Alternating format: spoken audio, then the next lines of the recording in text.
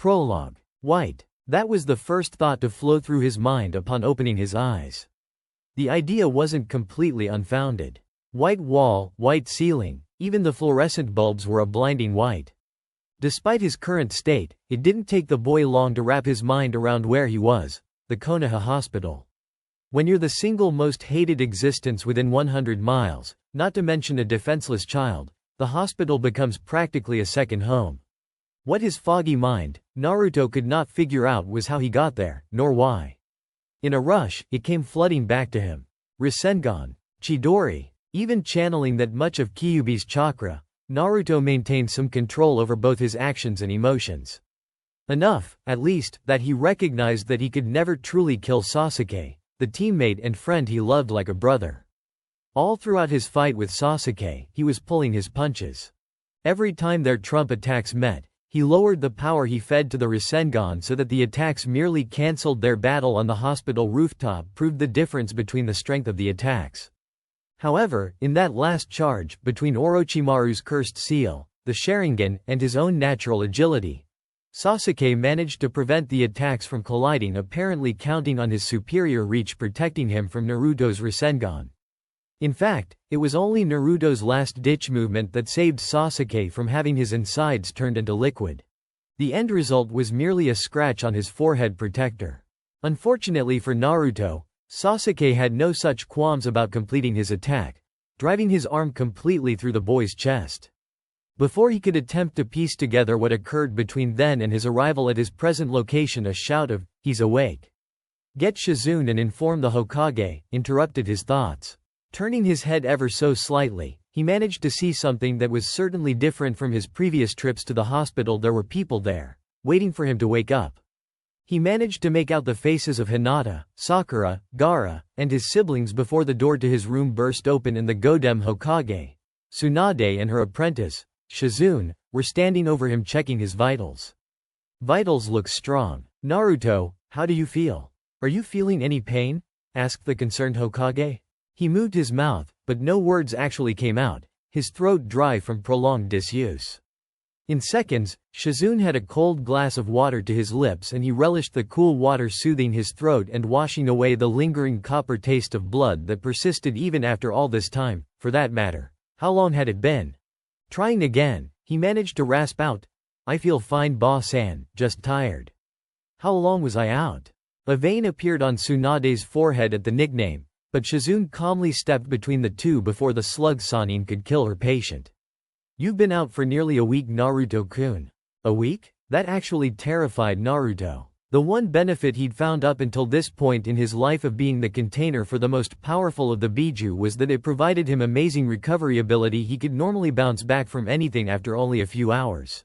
Hell, even when he was a kid and villagers and shinobi alike decided that his continued existence was an insult to their village and something they took into their own hands to correct. The worst of which was normally on the anniversary of Kyuubi's defeat at the hands of the Yondaime Hokage. He was always released from the hospital within 24 hours. Just how close to death had he been? What happened? How'd I get here? Are the others okay? He asked in quick succession as his eyelids drooped and he quickly felt his strength leaving him. Seeing his exhausted state, Tsunade simply replied, "They're all fine, you just rest now." Sighing in relief, Naruto closed his eyes and drifted back to sleep. Scene change. There was a reason that Naruto was out for so long. In addition to the life-threatening wounds he'd received, while not a lie, it was a gross exaggeration on the Hokage's part that everyone was fine.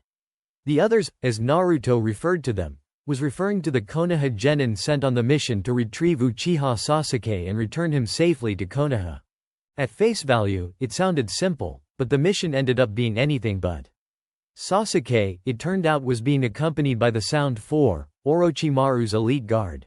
While individually the members weren't spectacular shinobi, each had been graced with Orochimaru's curse seal level 2, which provided them with a massive boost in strength and chakra, enough that the four of them were able to defeat 2 Chunin without sustaining any apparent wounds. Just to add icing to the cake, when the mission dragged out longer than expected, Kabuto sent Kaguya Kimimaro, arguably Sound's strongest ninja, Orochimaru excluded, despite his failing body. Miraculously, the mission ended without any casualties on Konoha's part. However, 3 of the genin remained in stable condition, but not out of danger yet. Akamichi Choji used all 3 of the Akamichi pills, which granted him the strength to defeat his opponent, but had the unfortunate side effect of causing such fast metabolism that the body literally began to break down. It was only thanks to Tsunade's status as the world's greatest medic that managed to halt the effects. Even so, Choji's body remained terribly weak and would take some time to reverse the damage. Hyuga Neji got speared clean through by an arrow by the 6-armed Kidomaru. Thanks to his Byakugan, he managed to dodge just enough to prevent a killing blow, but the wound was dangerously close to his heart and he had nearly bled out by the time Anbu managed to get him to safety. It took a whole team of medics and a complex healing seal to repair the damage, although the boy had yet to wake up. Inuzuka Kiba's only major damage was a deep kuani wound in his abdomen, from which he was rapidly losing blood. Ironically, this was self-inflicted despite his opponent far outclassing him. His wound had been healed, but the boy remained bedridden as any excessive movement could cause the wound to begin to bleed internally again. By the time Hitaki Kakashi managed to carry Naruto back from the Valley of the End, the majority of the medic nins Konoha employed, along with the Hokage and Shizune themselves, were exhausted mentally and physically, and had nearly exhausted their chakra. In truth, despite the boy's unnatural healing, it was truly a miracle that he survived, the Hokage having just enough chakra to augment Kyuubi's natural healing ability to get him out of the danger zone. After that, it was entirely up to the fox to repair Naruto's battered body. Scene change. The next time Naruto awoke, he was feeling much better, rested and recovered. In fact, he felt he was back to 100%. Chancing a glance to his right where the group of people had been the last time he was cognizant, he was both elated and disappointed. While his disappointment stemmed from the fact that a group no longer resided there, he was grateful to see that one had remained. Looking closer, he was surprised to see who it was. Yamanaka Ino lay curled up in a chair, fast asleep in the far corner of the room. The girl who always took such pride in her appearance looked like a complete mess. It was clear that she hadn't showered or groomed herself in several days and she had dark circles under her eyes. Like any good ninja, when Naruto attempted to sit up, the movement alerted Ino and her blue eyes snapped open to stare into Naruto's own. After taking about 1/10 of a second to recognize what was going on, she launched herself out of the chair to get the nurse. Returning not a minute later with Shizune in tow, Ino hung back while Shizune checked Naruto over and announced him as having a clean bill of health, but absolutely forbade him from getting out of bed until at least the next morning. Giving a nod to Ino, she left to finish her duties. Once she was gone, Ino looked up and asked, "Are you really alright?" "Yeah, I feel fine." Noticing through the window that it was now dark, he asked, "What time is it anyways?" "It's a little after midnight, I believe." "Ah, Ino? Not that I don't appreciate the company, but what are you doing here so late?" "Well, if you recall, several of us were here when you woke up earlier. All of the Rookie 9, Team Guy, and Gaara's team have actually been camping out at the hospital waiting for you and the others to wake up. Well, once you did, Tsunade-sama hurried us all out of the room saying that you needed your rest and the commotion wouldn't be good. She did allow you to have one visitor at a time though, so here we are." Choosing his words carefully, Naruto continued, "That makes sense, I guess, but why are you here? I mean, we've never been what anyone could consider close.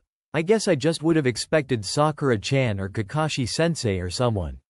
"Oh, well, Sakura was in here. She was the first person that the Hokage allowed to stay, but I relieved her about 2 hours ago. As I'm sure you can guess, she's had an emotional time for the last week. She hadn't left this room and has hardly slept at all. Heck, she was admitted for a day when the lack of sleep caught up with her. The Hokage had me send her home to get some rest." Ino chewed her lip for a moment before continuing. I was the one who was here when Kakashi brought you in. I could barely even recognize you. Your hair was dyed red from the blood." She brought her knees up to her chest and wrapped her arms around them. I guess I just needed to assure myself that you really were okay." She paused. "What actually happened to you?" Naruto sighed and looked down. "What do you know about the mission?" he asked in a quiet voice.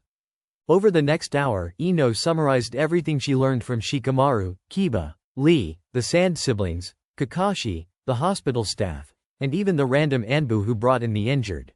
It was impossible to know all of the details of what had occurred as two of the participants were still unconscious, but based on the damage to the areas, Kakashi and the Anbu were able to glean a general idea of what had occurred. Though he was upset to hear of the condition that Neji, Kiba, and Choji found themselves, Naruto silently thanked the gods that they would pull through. His thoughts came crashing back to the conversation at hand when Ino asked, "Did Sasuke really go to Orochimaru by his own free will?" A low growl escaped Naruto's throat.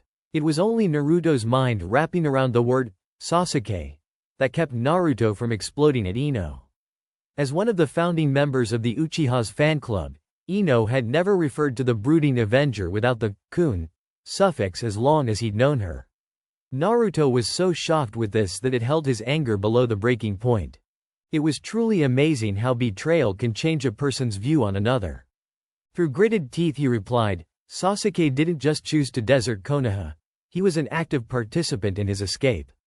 As your account of the mission suggested, by the time I caught up Sasuke at the Valley of the End, he was traveling alone. You saw the condition I was in when I was brought back in.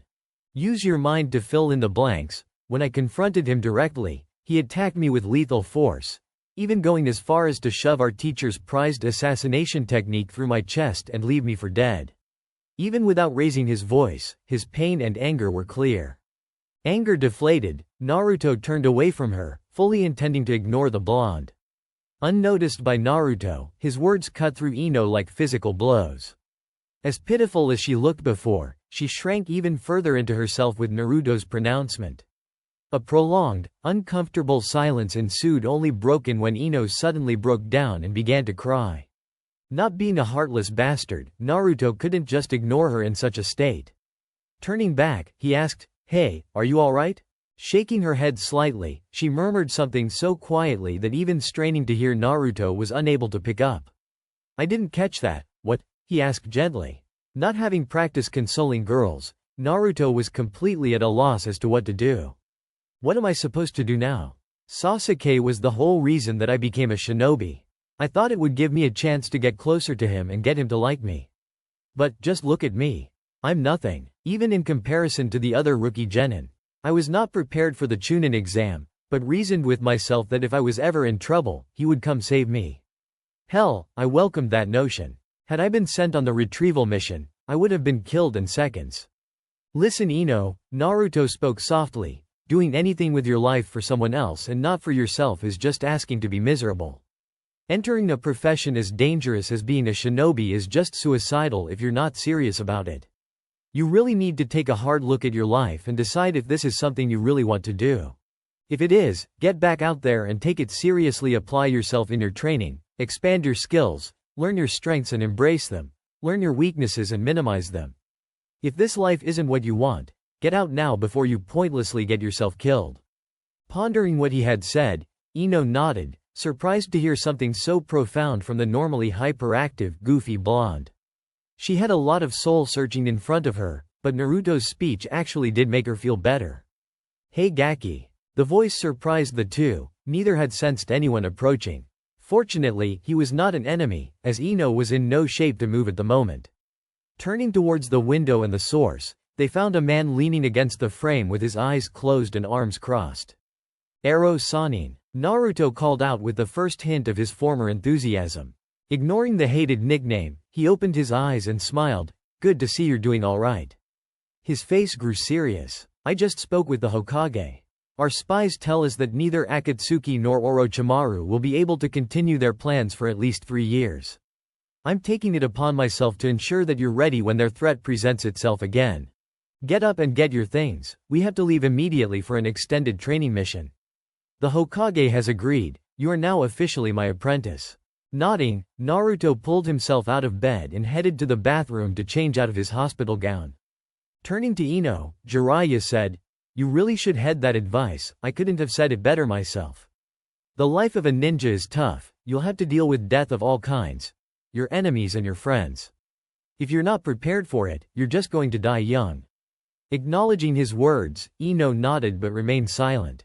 When Naruto emerged from the bathroom in his trademark orange jumpsuit, Jiraiya glanced at him and said, "Get anything you may need and meet me at the front gate as soon as possible."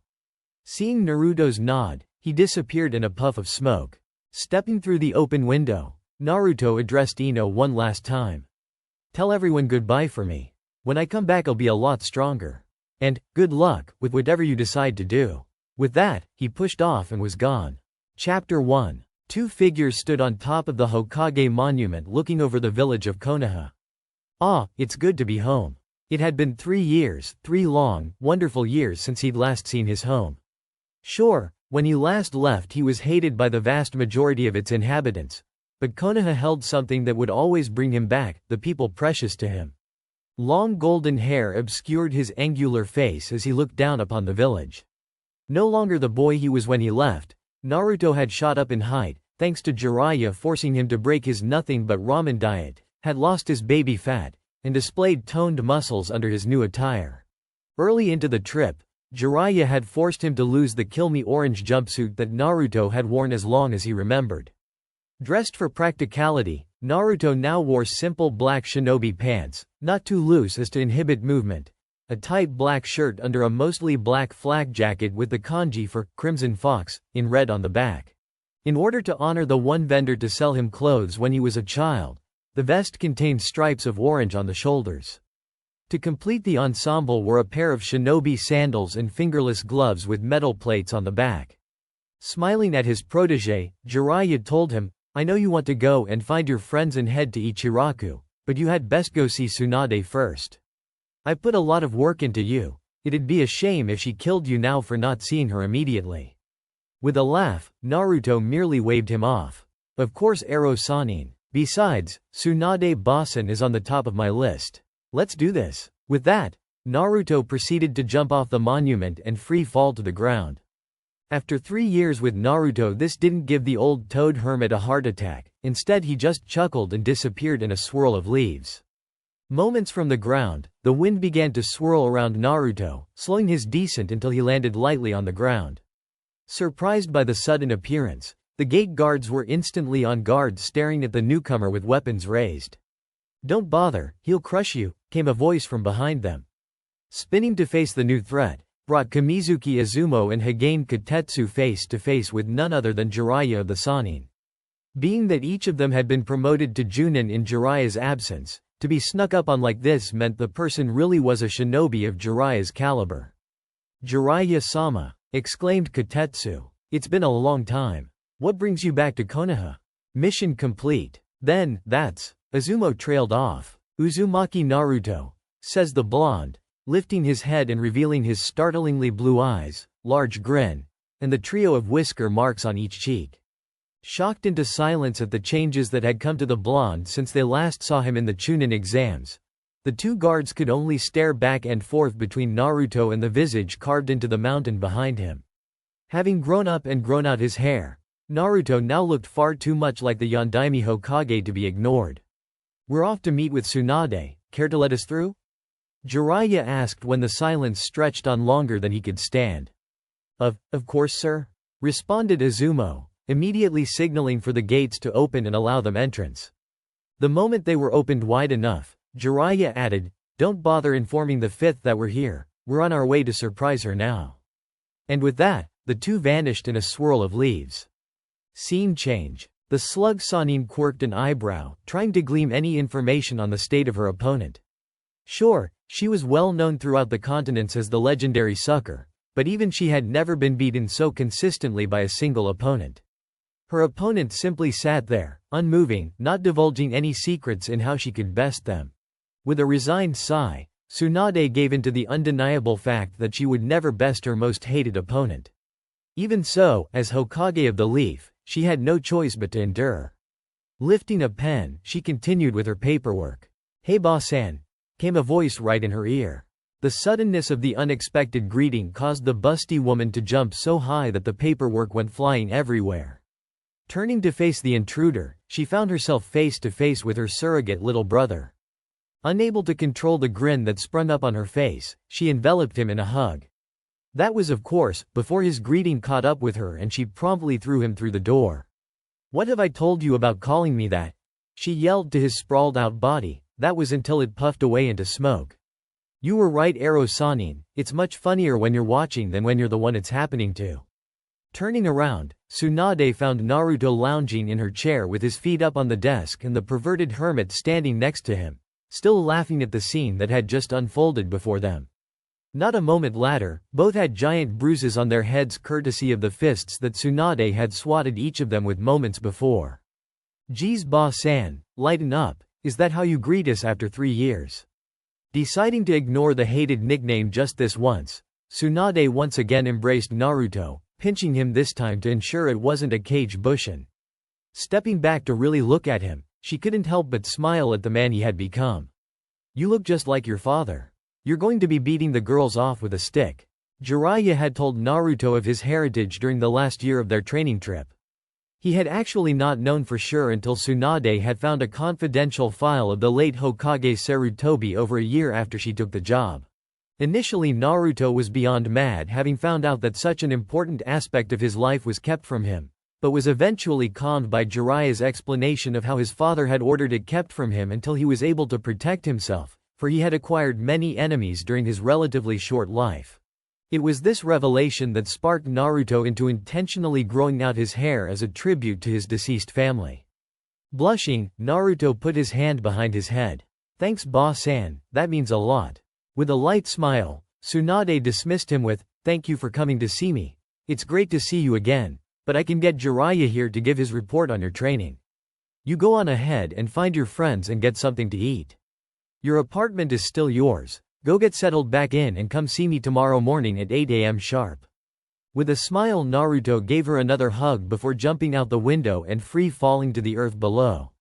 Now, Tsunade, who had not spent the last 3 years with Naruto, panicked at seeing him plummet out of sight. Rushing to the window, she had just enough time to see him land lightly in his feet and begin strolling away in search of his friends. Turning around to find a once again hysterical Jiraiya, all humor disappeared from her face. "It seems to me like you have a lot to report." Scene change. Naruto made it all of about 6 steps before he ran into one person he was both excited and dreading to see. Haruno Sakura, former member of Team 7 and current apprentice of the Godem Hokage, was just outside of the Hokage Tower on her way to meet her mentor when a blonde man landed seemingly from nowhere directly in front of her. Ironically, this wasn't his intention at all, it was purely coincidental. Though he was actually looking to her left, she couldn't mistake those whisker marks for anyone else. "Naruto?" Turning to face the voice who called his name, he was shocked to find none other than his pink-haired former teammate. Sakura-chan?" Doing a quick run over with her eyes, Sakura couldn't help but notice the changes in Naruto. "You look great Naruto. When do you get back?" "Just a little while ago, just finished meeting with Tsunade-san." "Show Tsunade-sama the proper respect. She is both the Hokage and one of the Sannin," defended Sakura, her temper beginning to rise to the surface. "What about me? How do I look? Do I look more like a woman now?" "You look fine. You haven't changed at all." Once again, the wrong thing to say as a vein could now be seen on Sakura's forehead. "Hey, bro is so brave. Sakura-san's terrifying when you piss her off," thought Konohamaru. "Naruto Nissan," he called out, causing the pair to turn. Before either could recognize him, Konohamaru added, "Oiroke no jutsu," and in a puff of smoke stood a busty brunette bent in a sexy pose wearing absolutely nothing other than tiny wisps of smock covering her more sensitive areas. Blood rained the nearby area as passing men fell prey to Naruto's original jutsu. With another puff of smoke, Konohamaru was revealed 3 years older than Naruto had last seen him, but otherwise still relatively the same. Same basic attire, and same goggles adorning his forehead.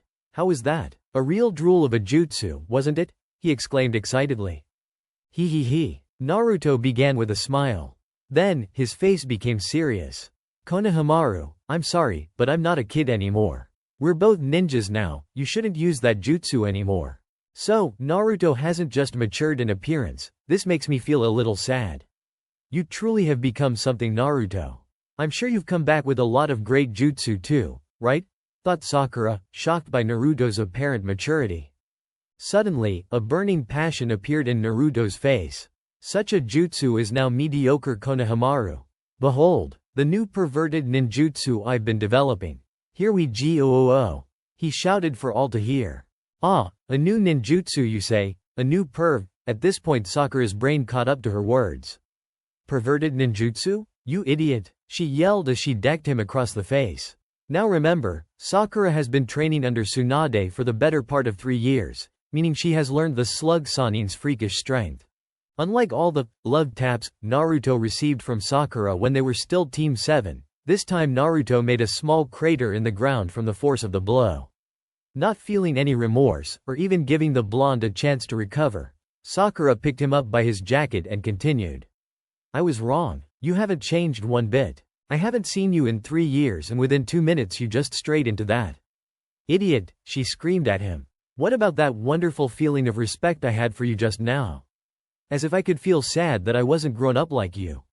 Hey, Sakura-chan, calm down, Konohamaru hears terrified. Interjected a new voice. Kakashi-sensei. Sakura called out the pleasantly surprised greeting. All of the playfulness, as well as bruises, disappeared from Naruto's face as he greeted his former teacher in a terse tone. You've grown a lot, haven't you, Naruto? Kakashi continued, shocked by the cold greeting. Your powers of observation have clearly improved while I was gone. Naruto, why are you being like this? Asked a shocked Sakura. It's a long story, Sakura-chan. I don't really feel like going into it right now. What do you want, Kakashi-sensei? I heard you were back and, for old time's sake, I'm a bit curious to how you've developed. Said Kakashi, pulling out 2 bells. Meet me at Training Ground 3, the rules are the same as the first time I met you. With that, the 3 disappeared in a swirl of leaves. Chapter 2. Training Ground 3. It's been a long time since I've been here. Said Naruto in a nostalgic voice. Not since Team 7, Sakura thought aloud. That time, Sasuke was around too, wasn't he? Added Kakashi. He was shocked to see the drastically different reactions from his 2 students. Sakura looked crestfallen at the mention of her old crush and teammate while Naruto began leaking killer intent in Kakashi's direction. Well then, shall we begin? You have until dawn tomorrow to get the bells. As before, come at me with the intent to kill if you want to have a chance at getting the bells. Scene change. I suppose I should start at the beginning. I think I need a drink. Getting a flask of sake from her secret stash in the office, she poured 2 drinks. Okay. I don't need the whole story. I've gathered most of what I need. Your honest impression of Naruto's skills. To be honest with you, Naruto surpassed my every expectation right from the get-go. Flashback. So, just where are we going, Sanin? We'll be traveling to various places. That's great. I've hardly ever been outside of Konoha. Well then, what am I going to be learning? Lots of cool new jutsu? Listen up, Gaki. Now that you're officially my apprentice, I'm going to be doing everything I can to turn you into a powerful shinobi. However, what makes a good shinobi is not the number of jutsus you know. No, a good ninja is a master of the jutsu that he does know and is able to use them to their maximal effectiveness, but most of all, they know their weaknesses and limits. What that means for your training is that I will not teach you anything new until you have mastered what you have already learned in both understanding and application. But Sanin, Naruto whined. No buts, Naruto, if you want to be able to survive what's to come, let alone reach your goal of Hokage, you need to listen to me. Now, take some time and think about what you know. I don't want to hear anything from you for an hour, but then I want you to tell me your strengths, weaknesses, and current jutsu library. Be sure to mention if you think you've mastered any of them. For one of the few times ever, Naruto actually took what the old pervert said to heart and began to think on his fighting style and abilities. Jiraiya was both surprised and glad to see his student actually taking his assignment seriously. Even once the hour passed, he didn't interrupt Naruto's thoughts and merely kept walking. Finally, Naruto looked up and asked, "Are you ready for my answer?" Nodding, Jiraiya was actually surprised that he was actually eager to hear his answer. Well, as much as it pains me to say it, I think the only things I excel at this point in time are my chakra capacity, general determination, and the resilience and power granted by the fox. Jiraiya was actually shocked by this answer. Despite the boy's concentration on the project, Jiraiya truly expected the boy to greatly overstate his strengths. The assessment Naruto provided was both surprisingly accurate. It was much the same as Jiraiya was planning to tell the boy himself, and profoundly mature. Thinking back on my previous fights and fights I've seen, Naruto continued, most of my skills are subpar, even in comparison to my peers. My taijutsu is spotty at best as I have no real form, and even if it were, even with an infinite number of clones, I wouldn't stand a chance against Li's insane speed. I have virtually no talent for genjutsu, my chakra control is at best average having learned the water walking, and the only ninjutsu I've mastered, or for that matter learned, are kawarimi, henge, kage bushin, kyuchasi, and Rasengan. Jiraiya stopped walking and grinned. Oh yes, this was a boy he could come to like. There were very few people able to look that critically at themselves. Of course, he did seem to be under the impression that he'd mastered his ninjutsu. Oh yes, this was certainly a notion he had to address. End flashback. Sure, it took 4 months and painstakingly slow progress in basic jutsu that an academy student ought to know, but I did manage to get my point across about the benefits of mastering jutsu once he finally learned the trick about Kage Bushin being able to speed up his training.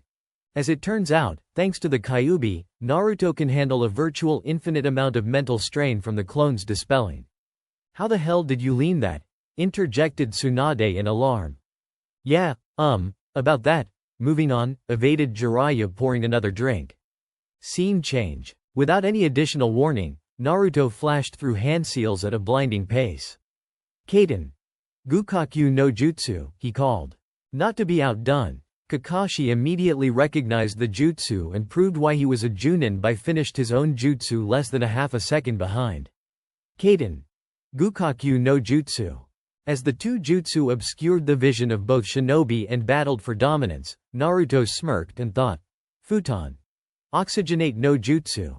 Separating the component of the air and pumping pure oxygen into his jutsu.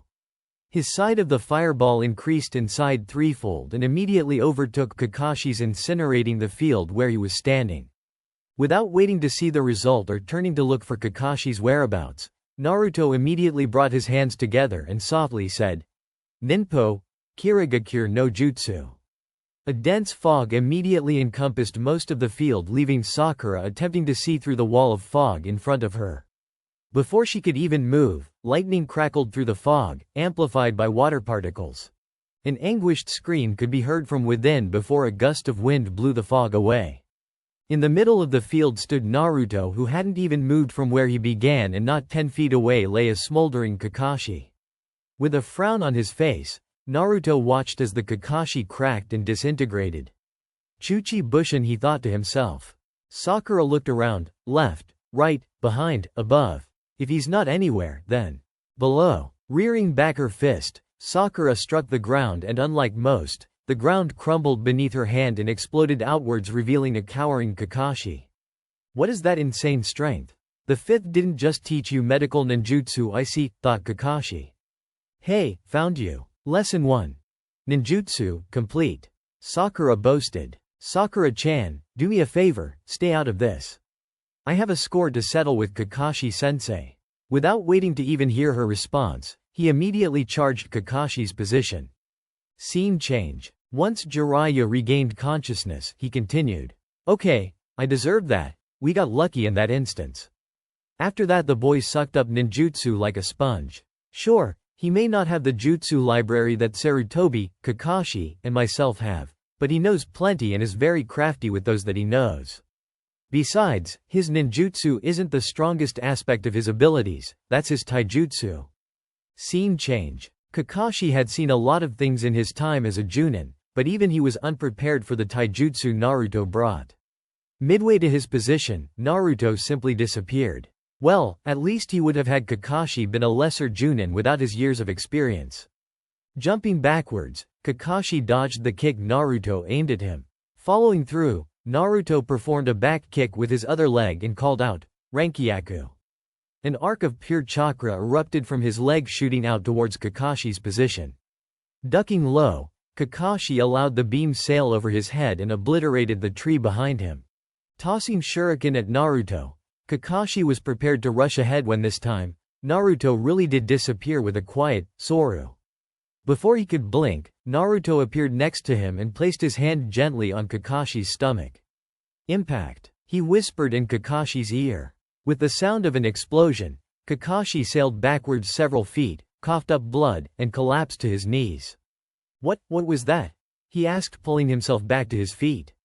Scene change. He created his own taijutsu style and techniques? In just 3 years? Tsunade exclaimed, shocked by this development. Yeah, that he did. Took him almost 10 years of time with the clones. However, it's incredibly effective and lethal, though only he can use it to its full effect. The Yondaime was a genius at Fuinjutsu. I mean, I taught him everything I knew, but it still took me the better part of 2 years to fully analyze the seal on Naruto. I won't get into all the specifics, but the biggest attributes to note are: beyond its obvious containment, the seal prevents Kyuubi from being able to influence Naruto directly. However, the more of the Kyuubi's chakra he draws upon, the more primal his instincts get. Most importantly, however, the seal has provided him with some of the Kyuubi's attributes, such as the rapid healing, which has improved more and more over time even when he's not using Kyuubi's chakra, as well as its elemental affinities.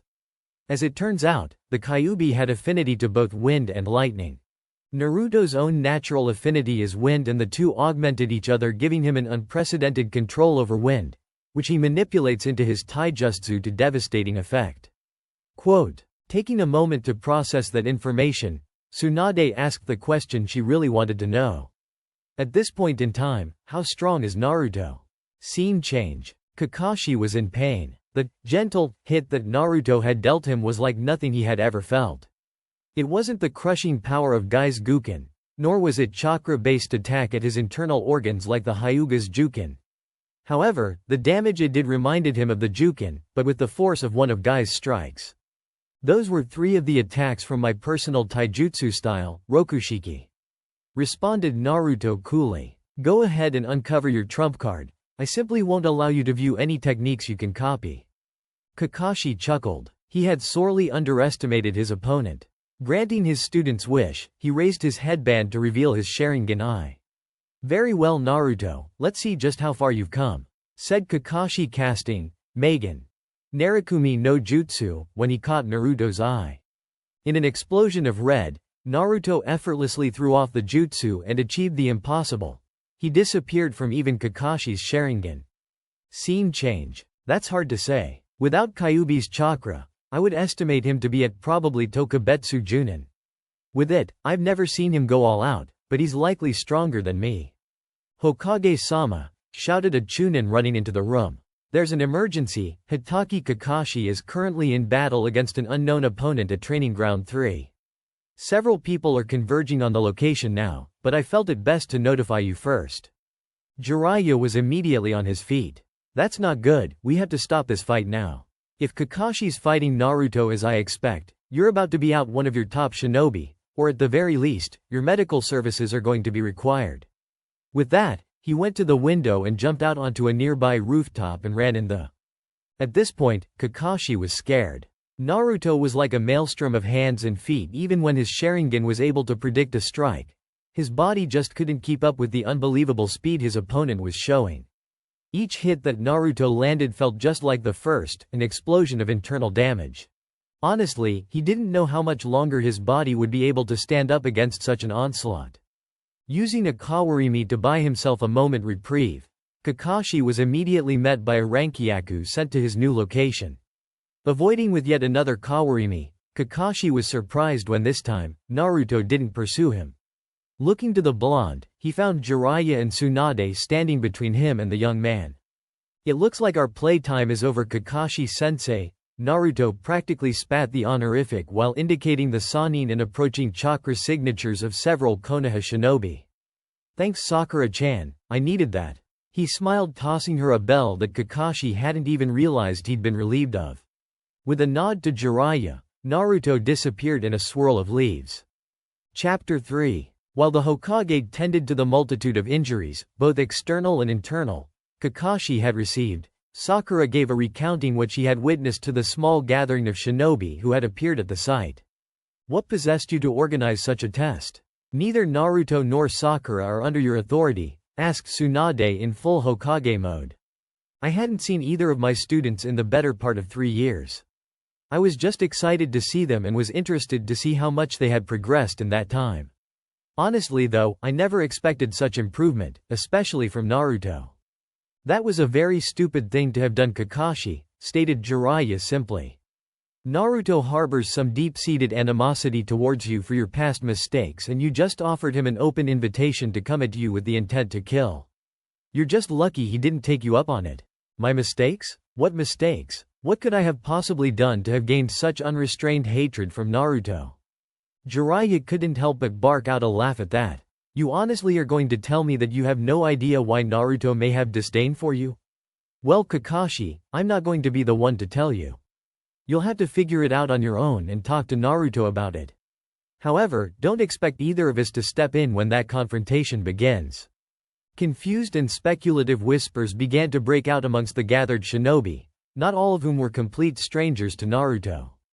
In fact, several of them began to excuse themselves from the crowd and move towards the one location where Naruto could always be found, Ichiraku Ramen. Scene change. Naruto was in fact on his way to said establishment, but was actually moving relatively slowly. Despite having used Shunshin to escape the group of gathering shinobi, he didn't really go very far. His body was protesting his every movement as his muscles slowly began to knit themselves back together. Okay, so maybe he'd overdone it, but it had been totally worth opening 5 of the celestial gates while unleashing Kyuubi's chakra just to see the look on Kakashi's face when he broke from his genjutsu and attacked faster than he could see. It wasn't as if Kakashi didn't deserve it. His past mistakes were plenty enough to warrant the beating he'd issued, but then he had the gall to cast such an illusion on him. Naruto's fists clenched as his anger rose up as he recalled the fight. Flashback, go ahead and uncover your trump card. I simply won't allow you to view any techniques you can copy. Kakashi chuckled. He had sorely underestimated his opponent. Granting his student's wish, he raised his headband to reveal his Sharingan eye. Very well, Naruto, let's see just how far you've come, said Kakashi, casting Magen Narakumi no Jutsu when he caught Naruto's eye. Now, what Naruto didn't realize nor did Kakashi take into account was the fact that Magen Narakumi no Jutsu is not a jutsu that is controlled by the caster. The illusion produced is a byproduct of the caster's chakra invading the opponent's mind and bringing their greatest current fear or worst memory to the forefront of their mind. For Naruto, this meant that Kakashi disappeared in the swirl of leaves, leaving a figure he hadn't seen in 3 years. Hello Dobi, came the voice of the 12-year-old Uchiha Sasuke. You'll never surpass me. Thanks to Kakashi-sensei's teachings, I'm far beyond your level, and now, I'm going to finish the job I began at the Valley of the End. Taunted the figure charging up a Chidori. Orochimaru will grant me the power I need to destroy him, and once I do, the people of Konoha will welcome me back with open arms for killing 2 of their demons. Naruto's knuckles turned white from being clenched into fists so hard. But before he could even move, the image of his former best friend was upon him. With a squelching sound, Sasuke buried the Chidori into Naruto's chest. Looking down at the arm protruding from his torso, Naruto snapped. In an explosion of Kyuubi's chakra, Naruto threw off the genjutsu and immediately unlocked the 5th gate and attacked Kakashi in a blur of speed. Flashback. Unfortunately for Naruto, during his musings he wandered directly past his destination, directly into a crowd of villagers. With his characteristic yellow hair and unmistakable whisker marks, the villagers couldn't help but notice him. At first he didn't notice the glares or the whispers, but when one of them threw a bottle at him, Naruto broke out of his trance and looked up to find himself surrounded by a decent-sized mob. "What are you doing here, demon?" asked one villager. "Why couldn't you have just stayed away or died?" questioned another. Similar questions could be heard being mumbled throughout the entire crowd. A few of the bigger men stepped forward and cracked their knuckles in what was meant to be an intimidating manner. "I suppose it's our duty to remind you that you're not welcome here," stated the leader, a former Chunin, who threw a punch. Unfortunately for the group, Naruto was not in a very charitable mood after his confrontation with Kakashi. Before the fist could connect with Naruto's face, the entire crowd as well as most of the street found themselves completely unable to move as a torrent of killing intent flooded the street. Glowing with a faint red aura, Naruto's whisker marks darkened, his eyes turned red and changed into the slitted eyes of a predator, and his hair darkened to a deep crimson. "This has gone on long enough," he whispered to the now shaking crowd in a deep, terrifying voice. Despite his quiet voice, the words carried just as well as they would have had he yelled them. "You villagers disgust me. If I truly were the demon you all claim me to be, what's kept me from slaughtering the lot of you? If you truly thought I was the Kyuubi, you wouldn't dare to assault me. Instead, you take out your trouble from 15 years ago on an innocent boy. Think for yourselves, I'm either the terrifying demon of your nightmares or a young, defenseless boy you can satiate your anger on. It can't be both. You people are the true demons. And, as suddenly as it had come, the killing intent and demonic chakra vanished and Naruto pushed through the still motionless crowd only to find two groups of people he did not want to see at that moment. Scene change. Having arrived at the Ichiraku ramen stand, the group of young shinobi was surprised to find that Naruto wasn't there. In hurried discussion, they discussed where the missing blonde may be. Through the entrance flap, a portly member noticed a pair of people walking by. "Hey, Shikamaru, Tamari," he called out while exiting to the street, causing the two to turn towards the source of the noise. "Choji," Shikamaru called in excited greeting recognizing his longtime friend. "What are you doing here?" "Naruto's back. We're looking for him," answered the always stoic voice of Shino who exited the restaurant behind Choji. "That's right. Naruto-san's flames of youth are burning brightly. If I cannot find him I shall run 200 laps around Konoha on my hands." Swatting Lee's arm to end his tirade, Tenten greeted the two as Kiba, Akamaru, Hinata, Neji, and Sakura exited the restaurant as well. "Anyo, Naruto-kun's over there," Hinata interjected pointing towards a sizable mob of villagers with her Byakugan activated. Startled by Hinata's addition, the group rushed towards the group, but their trip was cut short as killing intent like nothing any of the group had ever felt washed over them.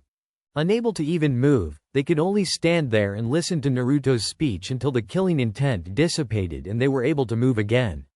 No sooner had Naruto pushed his way through the crowd to find his friends standing not 5 yards away, did a group of Anbu land next to him. "Uzumaki-san," addressed an Anbu captain with long purple hair, "is everything alright here?" "Yes," spoke Naruto, his eyes never leaving the group of his friends. "It was merely a confrontation that was a long time coming, but as you can see, there has been no violence. Now, please excuse me, I'm in desperate need of something to eat, and I believe I have a lot of explaining to do to the group here," he added, gesturing to the former genin. "Of course, sir," nodded the captain, and with a quick sequence of signs to one of her members, the Anbu-less one departed as silently as they came. Giving a hesitant smile to his gathered friends, Naruto addressed them. "Come on guys, I haven't had Ichiraku ramen in 3 years, my treat. I'm sure you all have plenty of questions for me." And, with that, the group entered for a hot meal and long overdue conversations. Chapter 4. After a quick and enthusiastic conversation with the owner Tucci, Naruto managed to rent out the entirety of the stand for the next couple hours to allow them some privacy. Pushing together some tables, the group got comfortable as Tucci brought out some ramen. "Other than Tamari, I'm sure you're all wondering just what that was all about out there," Naruto began. "Actually Naruto," interjected Shikamaru, "it's pretty simple to understand based on what you said out there. The villagers have this troublesome idea that your being the Jinchuriki for the Kyuubi makes you someone onto whom they can alleviate their anger towards the demon that destroyed their lives many years ago." Naruto was actually gaping like a fish when he saw the understanding nods coming from all of those around him. "But, how? After you left, that little secret rapidly spread throughout the entire village, ignoring what we now know to be the Sandame's law. No one actually knows who started it, so it's largely gone unpunished, but, on the positive side, most of the shinobi at least recognize the difference between the jailer and the prisoner," added Sakura. "Your burden doesn't affect our friendship at all Naruto," smiled Tenten as the others nodded. Wiping a tear away from his face, Naruto couldn't help but beam at his friends. "Thank you, all of you. You have no idea what this means to me. I've kept this secret from all of you for years, afraid of your reaction," he trailed off. "Oh, stop being so sappy. Tell us about your travels. Even I only know the beginning of it," interjected Tamari when the moment became too sweet for her. Grinning at the sandy blonde, Naruto acquiesced, Fine. However, I'm just going to tell you the basics. It'd be a long story otherwise and some of it remains confidential." Seeing the eager looks on the faces around them, he continued. "After leaving Konoha, I had radically different expectations for just what the training trip was going to entail than Jiraiya had in mind. I thought it was going to be learning tons of cool and flashy new jutsu while traveling around the continent. Well, at first at least it was relearning jutsu I already thought I knew. It came as a shock to me, but Jiraiya wouldn't teach me a single new jutsu until I had mastered every jutsu I currently knew up to his standards, which, given his personality, are surprisingly strict. I spent the entire trip to Wave and an additional 4 months once we arrived, optimizing Henge, Kawarimi, and Bushin no Jutsu. Tazuna, Tsunami, and Inari are doing fine, by the way, Sakura-chan. It was maddening, especially the Bushin no Jutsu, since I never truly learned it once I learned Kage Bushin. That being said, by the end of that time, I could perform each of them without seals and with hardly a thought. I can understand the usefulness of knowing how to Kawarimi by reflex, but what use is a sealless Bushin? Asked a confused Sakura. I asked him that same question. Flashback. 2 months of working with Jiraiya found one very frustrated Naruto. In all of that time, he didn't feel like he had progressed at all. Oh, sure, he was learning, but Jiraiya had yet to teach him anything new. They were working exclusively on ninjutsu and only on the jutsu he already knew. Hell, they were still working on the academy jutsu. In 2 months' time, he had only managed to progress past Henge and Kawarimi. Now Jiraiya had him working on Bushin, not Kage Bushin, mind you. Oh no, instead he had him working on his worst skill. After failing for the 1000th time that day to produce a functional clone, he yelled to Jiraiya in exasperation, "What the hell is the point of this? I already know Kage Bushin, what would I want to make useless clones?" Jiraiya did not look pleased with the boy's question. It was not the first time Naruto had complained in his training, but Jiraiya knew he needed to drive his point home to the blonde. Even so, he decided to answer the boy's question. Every skill you learn has a purpose. For you more than anyone, Bushin no Jutsu would be a phenomenal advantage. 2 of the weaknesses of Kage Bushin are that they take large amounts of chakra to create and they can be dispelled with only a single hit. Imagine the advantage of creating an army of Bushin with a subset of Kage Bushin mixed in. For those opponents without a dojutsu, they would be unable to easily differentiate between solid clones and illusions. This would cause them to waste their energy attacking illusions as well as prevent them from knowing which attacks are harmless from the Bushin and which are actual blows from the Kage Bushin. Recognizing the possibilities such a combination would open for him, Naruto grinned and returned to his training with renewed vigor. End flashback. So, being able to perform the technique without hand seals allows me to summon both Bushin and Kage Bushin simultaneously, adding to the effect, concluded Naruto. Even so, while I fully appreciated that project once I managed to learn the skill, at that point I still didn't understand Jiraiya's fixation on what he termed mastering a jutsu. No, I didn't truly understand that until we moved on to Kage Bushin. Flashback. It was nearly another 2 months and a lot of failure, chakra control, and peeping, at least for Jiraiya, before Naruto managed to learn and master Bushin no Jutsu up to Jiraiya's standards. As much as he hated the effort it took to learn, Naruto had to admit it was an effective addition to his repertoire. Alright Naruto, well done. Next, let's work on your Kage Bushin. You've got to be kidding me, old man. I already know Kage Bushin, I've been using it for years. With a frown, Jiraiya added, I'll admit, you've already got a decent grasp on its uses during battle, but you lack understanding of its true purpose. Naruto opened his mouth to argue, but Jiraiya cut himself off. Tell me, why is Kage Bushin classified as a kinjutsu? How the hell am I supposed to know? Being that it's a kinjutsu, I can't just look up that information.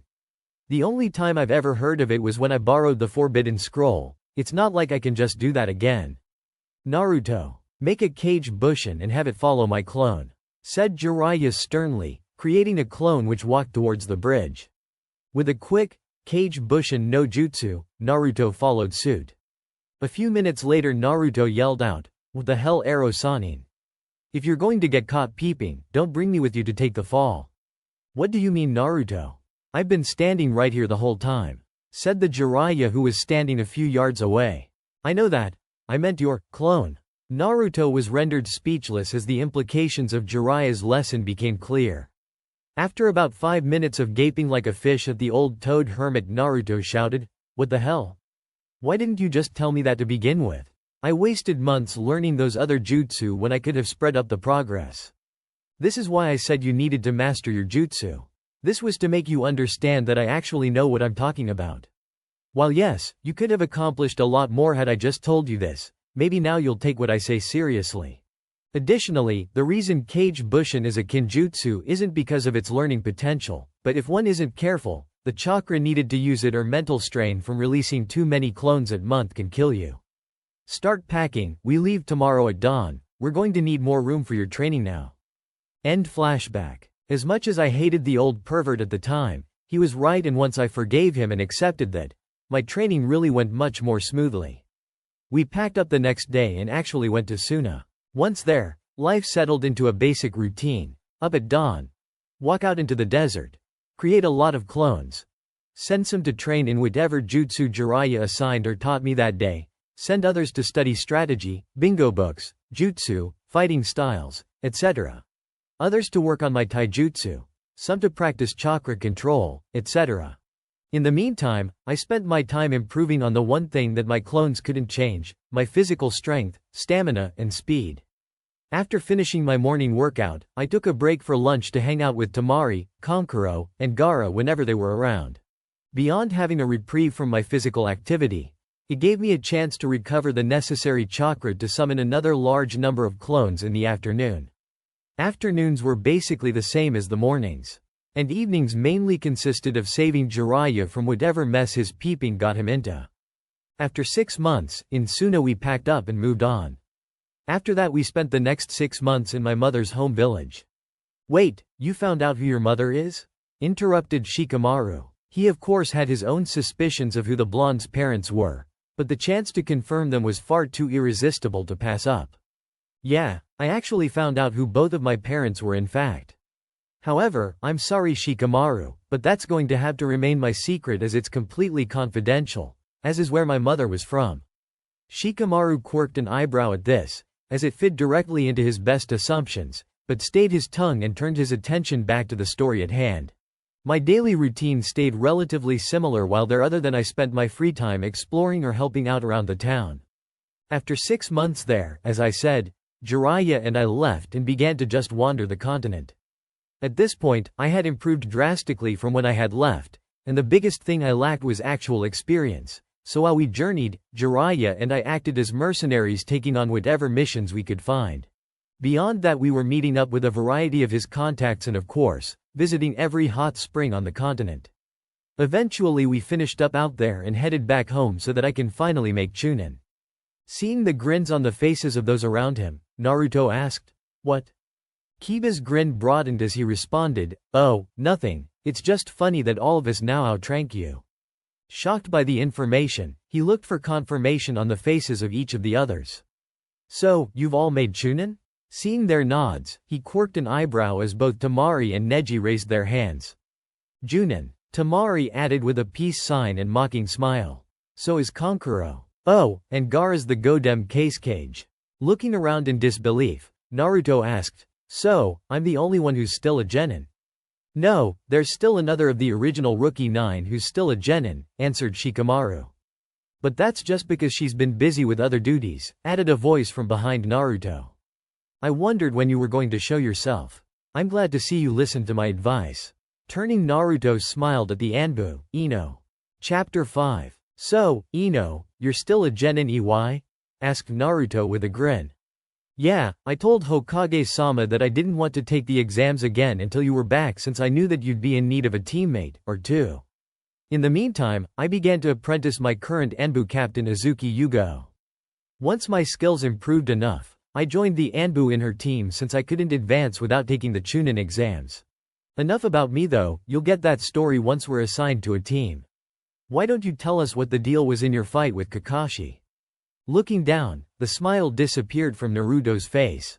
"How much has Sakura told you guys about our times on Team 7? With a bark of a laugh Kiba responds, "Other than Sasuke this and Sasuke that and Sasuke's so amazing, we really didn't hear much about your time there." The temperature in the room dropped several degrees at the glare Naruto sent Kiba's way.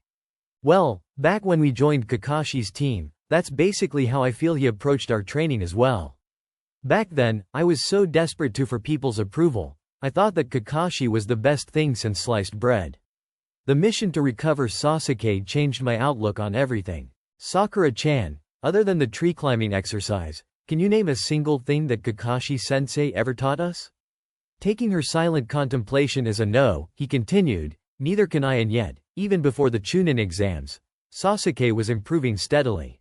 While I know he did some learning on his own, there's no way his skill and ninjutsu repertoire improved in leaps and bounds while ours merely improved at a snail's pace.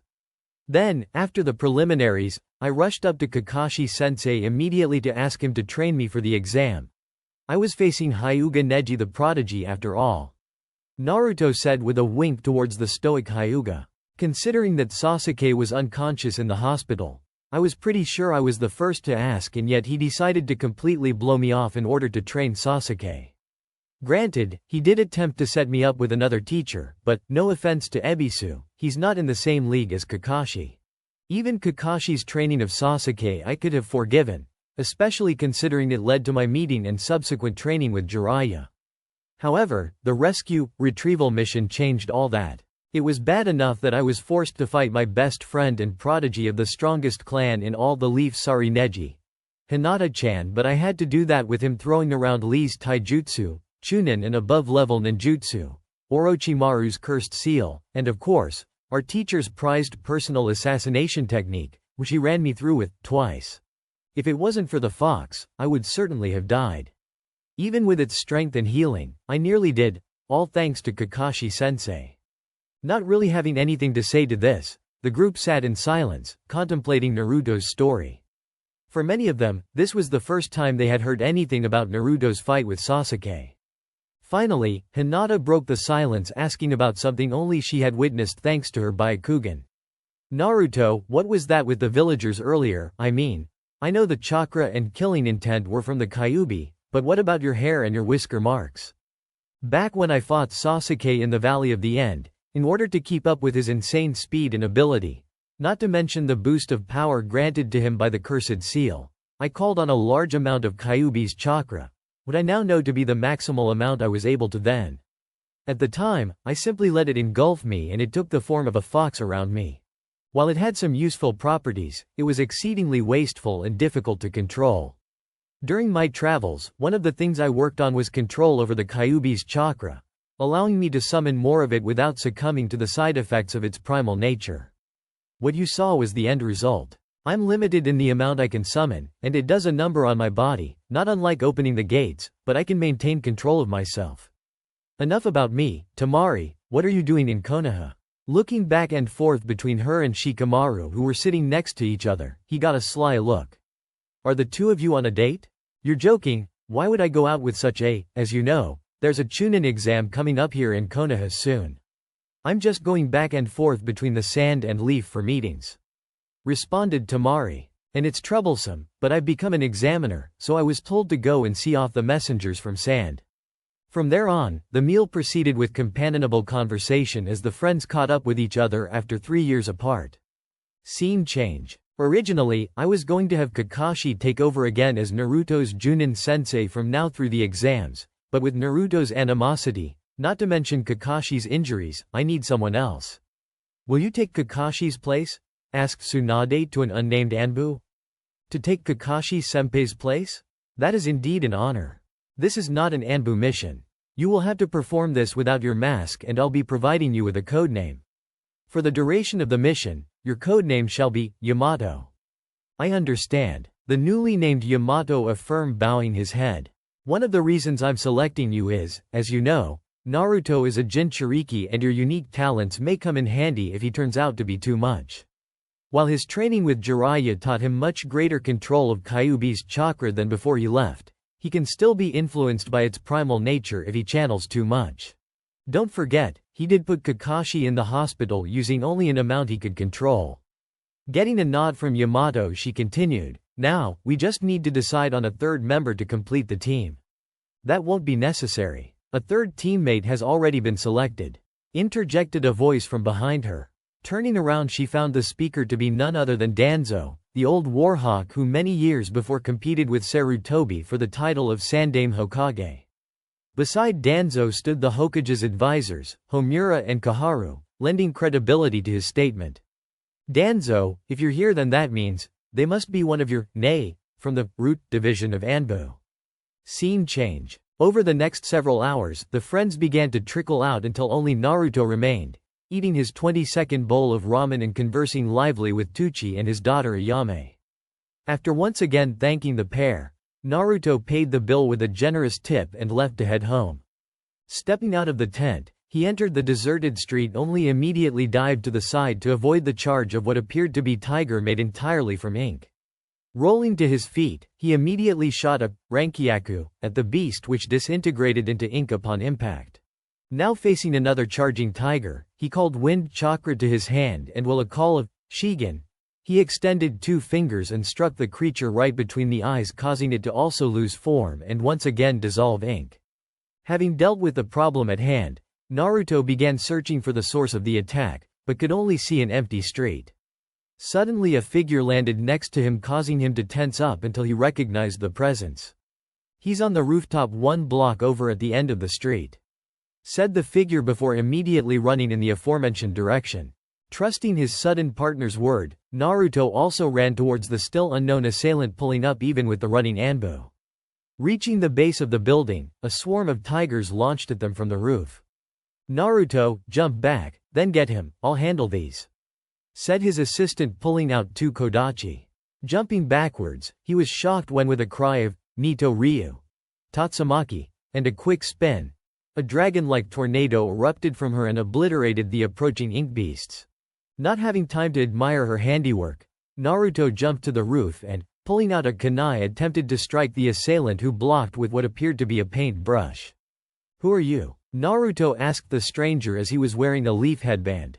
"You're pretty weak," he responded. "Are you sure you even have a penis?" With a smirk, Naruto returned with, "Positive," and simply blew up, causing the unsuspecting nin to go sailing backwards off the roof and through the window of the neighboring building. "Bushin Bakuha? But I didn't even see him make a clone," he thought to himself, pulling himself out of the hole his entry created. He found Naruto staring at him from the roof he had been on.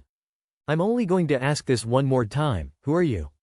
"My name's Sai," answered the figure this time. "I'm your new teammate. See you tomorrow, Naruto-kun." And, with a swirl of ink, he was gone. Chapter 6. "Ino," said Naruto, turning to look at the Anbu next to him. "Not that I don't appreciate the help, but what are you doing here?" "Well, until we form our team, I'm still on duty.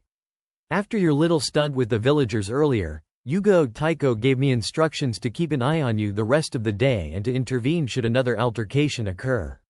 Nodding at that, Naruto couldn't really fault her for following orders. "Again, thanks for the assistance, but I'm going to head home now. If we really are going to be getting our team assignment tomorrow, I'm going to need to be well rested to keep myself from killing that little prick." Smiling at her, he continued, "You've gotten stronger, Ino. I'm looking forward to seeing what you can do." In a swirl of leaves, he was gone.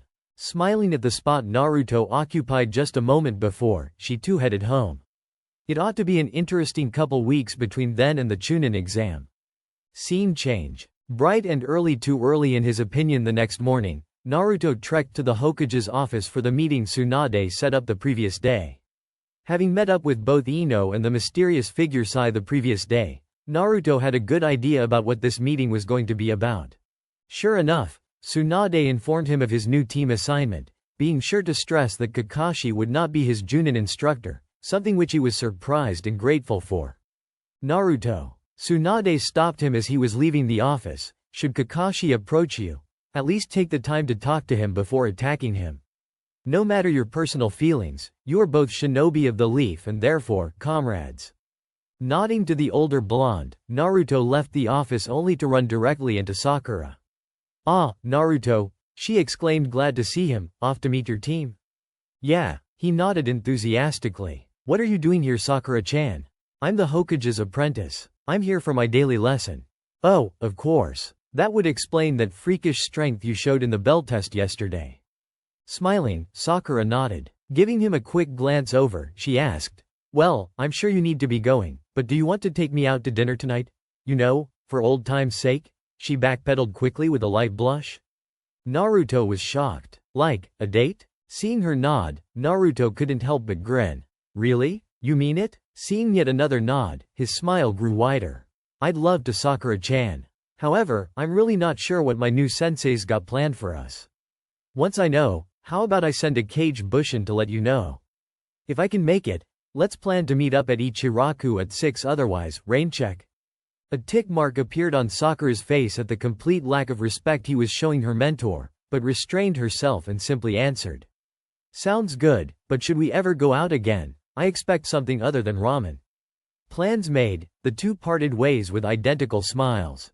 Scene change. After leaving the Hokage's office, Naruto didn't really have time to anything other than grab a quick bite to eat, ramen of course, and then head to Training Ground 12 to meet up with his new team. Walking into the training grounds, he was surprised to see that, despite being about 5 minutes early, he was the last one there. Shooting a glare towards the new genin, he spoke up, so, it really is you. What was that about last night? Hey, Naruto, you know this person? Asked Yamato. Yeah, answered Ino, he attacked us last night. Sorry about before, I just wanted to gauge the ability of my new team member. I needed to know how much I was going to have to look after the little prick with no balls. What did you say? Shouted Naruto at the clear insult. Grabbing the back of his flak jacket, Ino held him in place. Hey, calm down, he may be a jackass, but he's still our new teammate. Smiling a fake smile at the two, Sai added, I like people like you, useless sluts. With a thunk, Sai looked down to see one of Ino's kodachi protruding from between his legs, held in place by the tip embedded into the stone column he was leaning against. It can be arranged for one member of our team to be missing their balls, she said with a furious look on her face. While, normally Sai would simply smile and insult her, the clear threat and serious look on her face stayed his comments. Ahem, came Yamato's voice from behind them. As you said before, Ino, we are now a team, remove your weapon and save it for your enemies. You may call me Yamato. I will be your Chunin instructor at least through the Chunin exam depending on your performance. Seeing their nods and relaxed postures, he continued, I realize that the exam is merely 2 weeks away, so we're going to begin missions immediately. But first, none of us know anything about the others, at least in their fighting ability. Why don't we start with a quick rundown of your abilities? Sai, why don't you start? My name is Sai, as you all know. I've been in Root as long as I can remember and my skill reflects that. I specialize in ink drawing related ninjutsu and genjutsu. With my ninpo, Chaoju Giga, that you saw last night, I can animate any creature I draw in order to create my own disposable army or spies. My taijutsu isn't my strongest ability, but is sufficient to get me out of poor situations.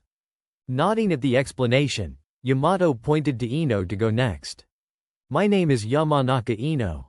During the past 3 years, I have trained under Izuki Yugo in the art of kenjutsu using kodachi. I joined her Anbu squad a little over a year ago. Combined with my Kakei Genkei, which enables me to predict a person's movements as well as locate anyone within a kilometer of me, my kenjutsu and family's techniques can be used to much greater effect. As if a light bulb was turned on in Naruto's head, he spoke up, so that's how you were immediately able to locate Sai last night. I didn't know your family had a Kakei Genkei. Nodding, Ino answered, it's very rare to manifest. In fact, as far as our records show, I'm the first to manifest mantra in the past 5 generations of my family. Who would have thought the bitch would outclass the runt? Though, I guess that's not too surprising considering, without his balls, the runt may as well be a bitch. What is your freaking problem? Asked Naruto, holding Sai up with one hand by the front of his shirt. Ino had out one of her blades drawn, pointing once again at Sai's nether regions.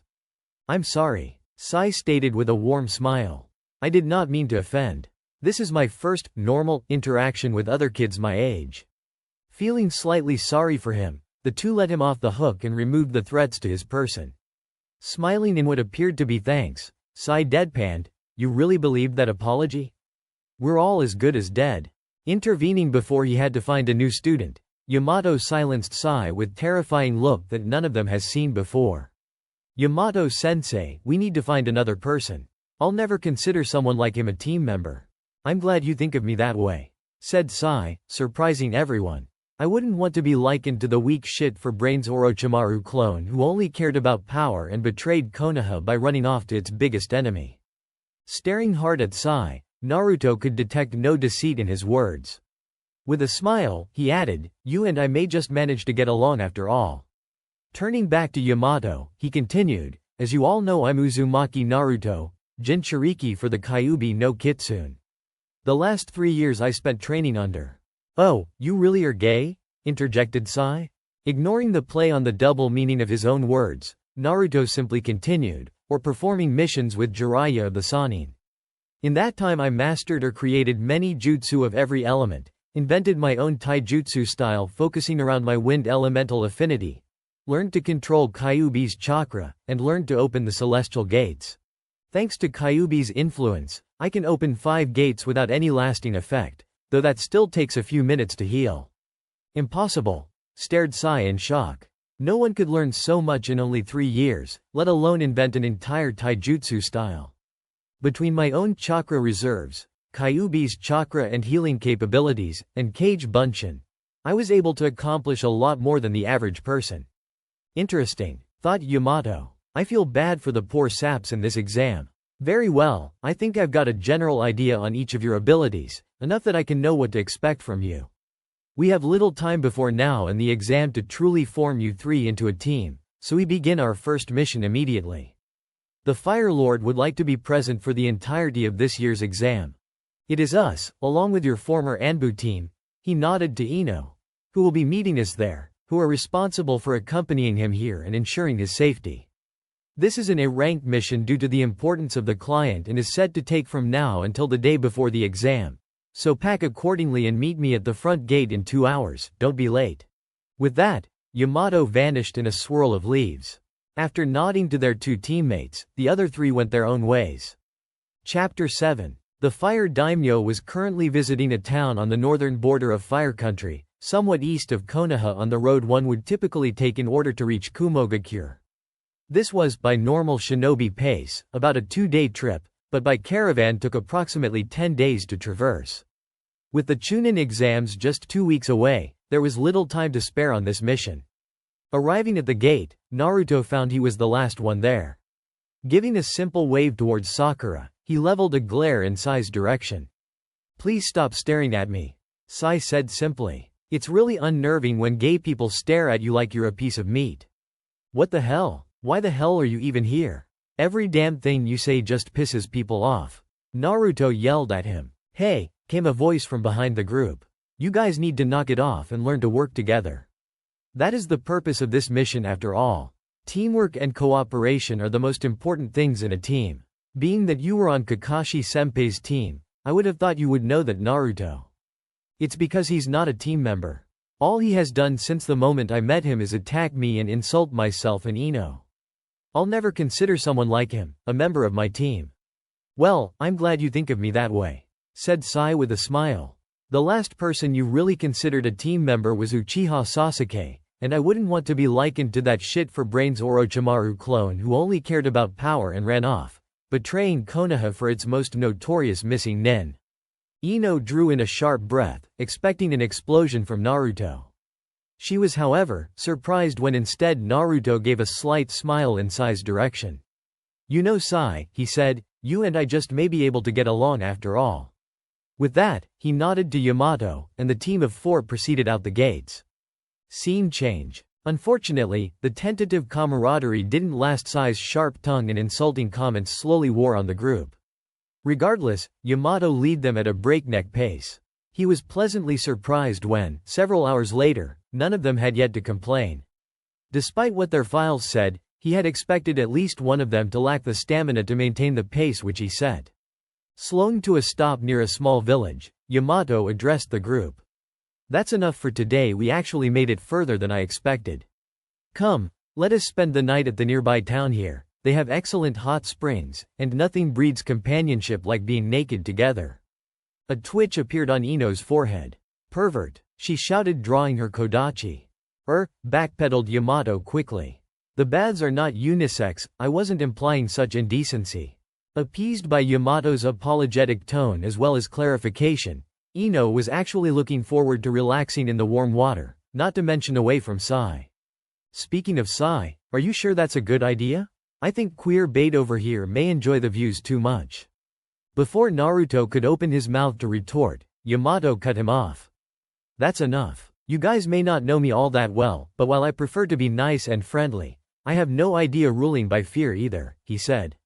Despite being unable to detect it, all three genin felt Yamato must have been using a genjutsu as his face contorted in a way that instilled fear in each of them. Scene change. Soon enough, the group found themselves relaxing in the hot springs. You see, said Yamato addressing Naruto and Sai, for guys, there's nothing like being naked together to make us feel like companions.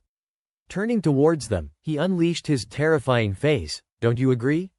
Of course, said Naruto, just wanting to get that look directed elsewhere. Well, you really do have one, said Sai, completely ignoring Yamato. Turning towards him, Naruto found him staring directly into the water at his lap.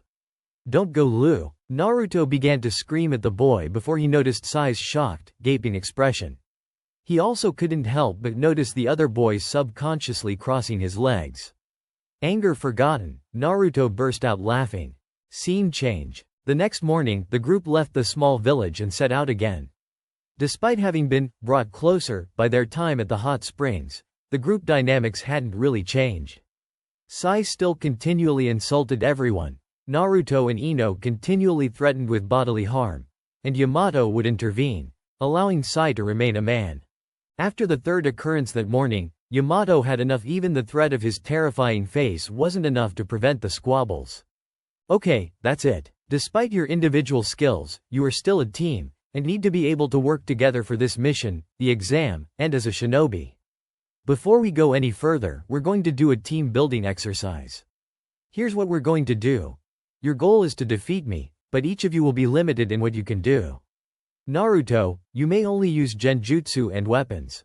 Ino, you may only use ninjutsu and nothing involving your blades. Finally, Sai, you may only use taijutsu. With only your weakest skill at your disposal, you will be forced to rely on your teammates for help.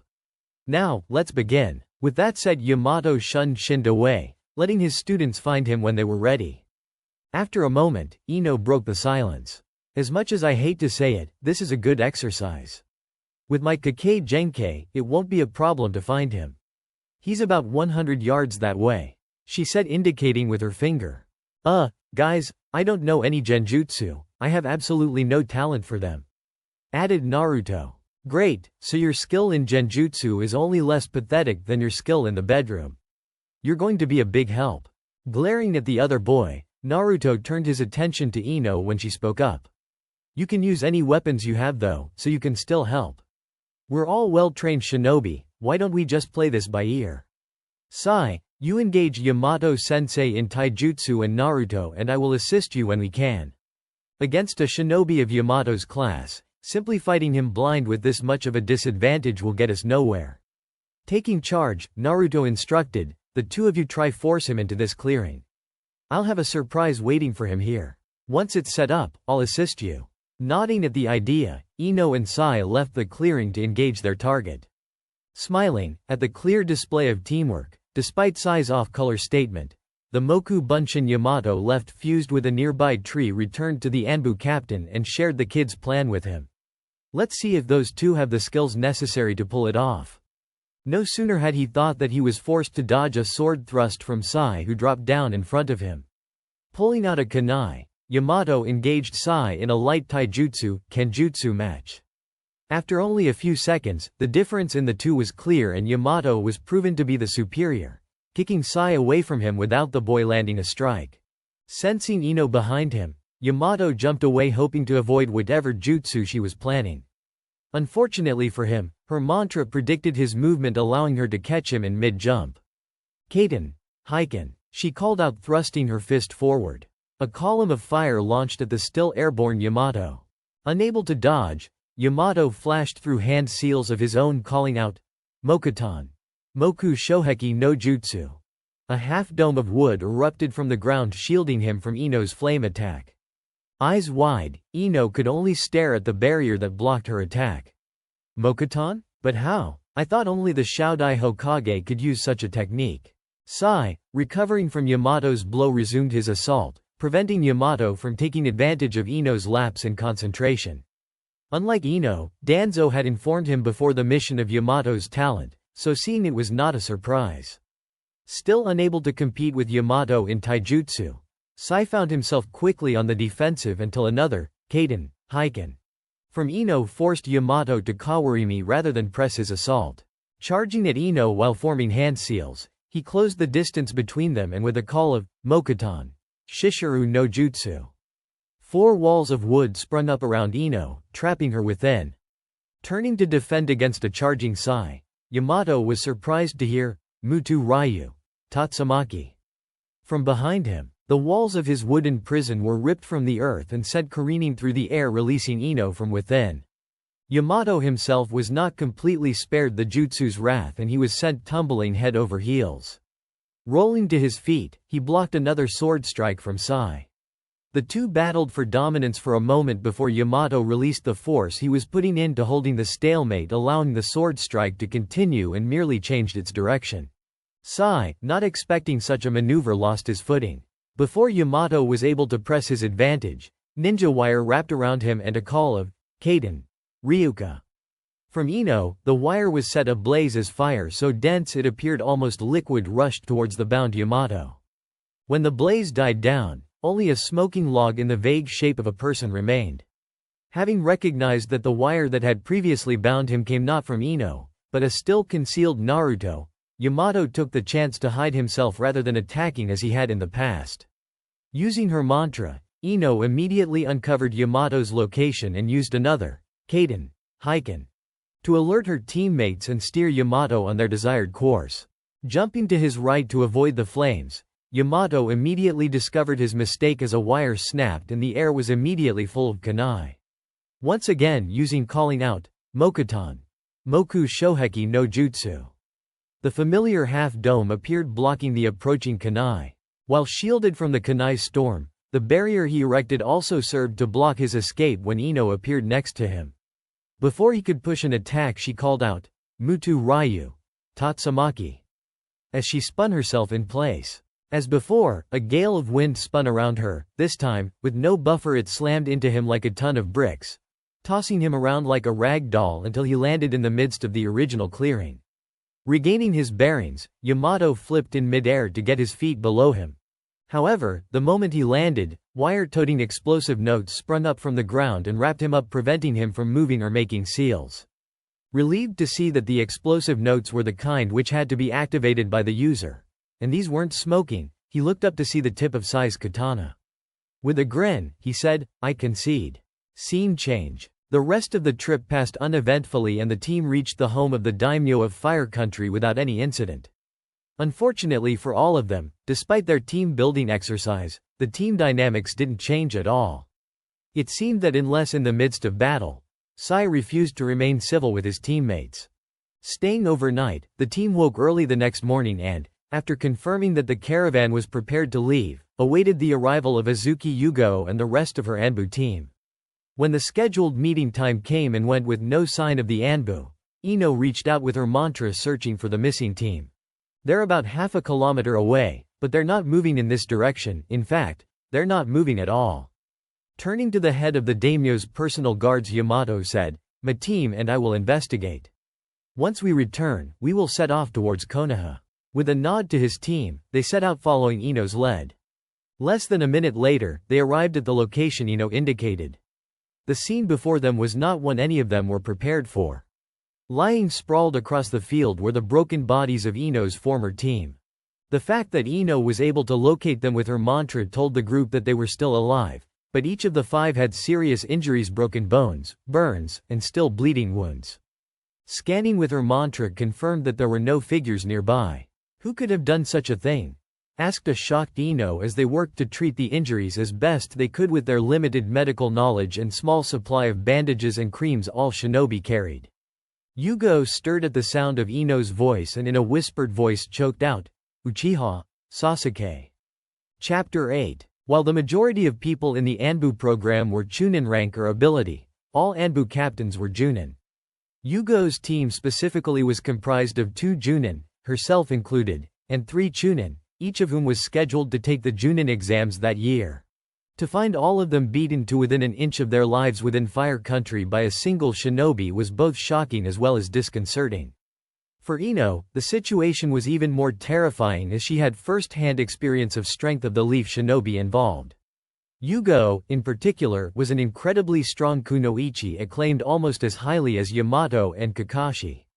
Despite her flaring emotions, Ino's training kicked in and she began searching for Sasuke with her mantra.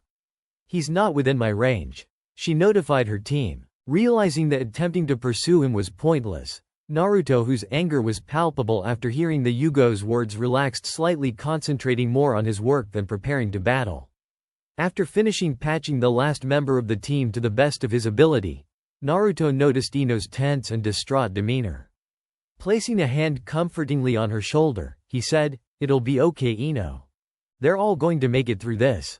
Looking at him, Ino gave him a half-hearted smile in thanks. "Let's get them back to the daimyo's home. They can ride in the caravan for the trip back." With a nod, Naruto created several clones, each of which picked up one of the now patched Enbu members and began to walk back to where they came from, Yamato and Ino right behind them. Sai trailed back for a moment, thinking back to Danzo's final instructions to him for this mission. Flashback. Danzo-sama, I am to leave immediately to accompany the daimyo to Konoha to watch the Chunin exams.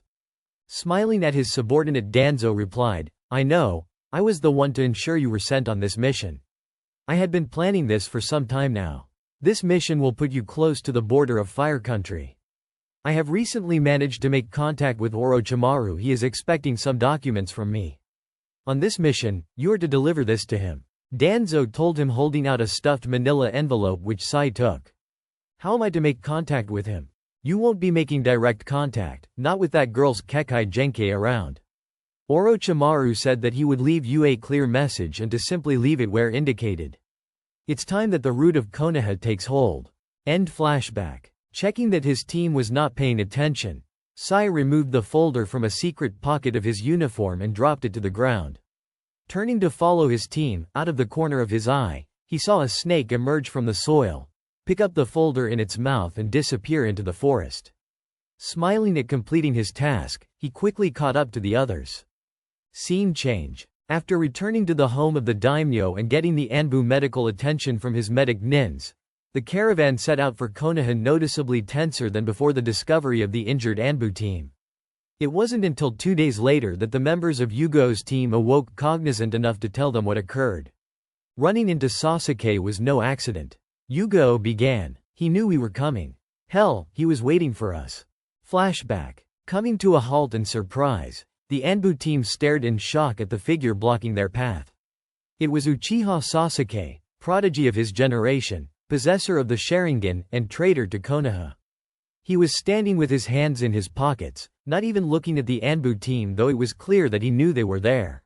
He looked much the same as the last time any of those present had seen him in the Chunin exam finals. Taller now, his hair was longer, though the 2 bangs still framing either side of his face.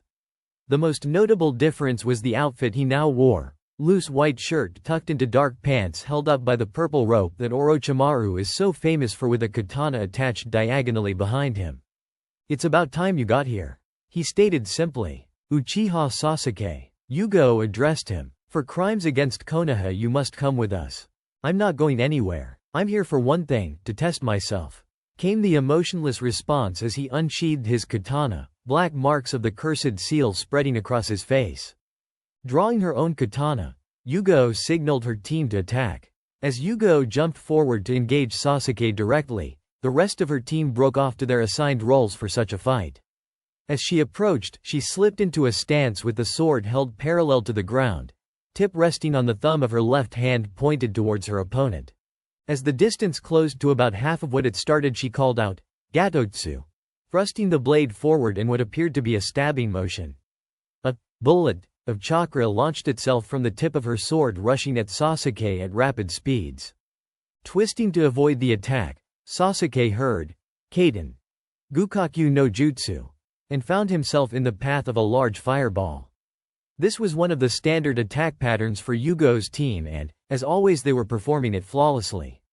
Sharingan blazing, Sasuke flashed through hand seals of his own casting, Fuden, Kami Aroshi.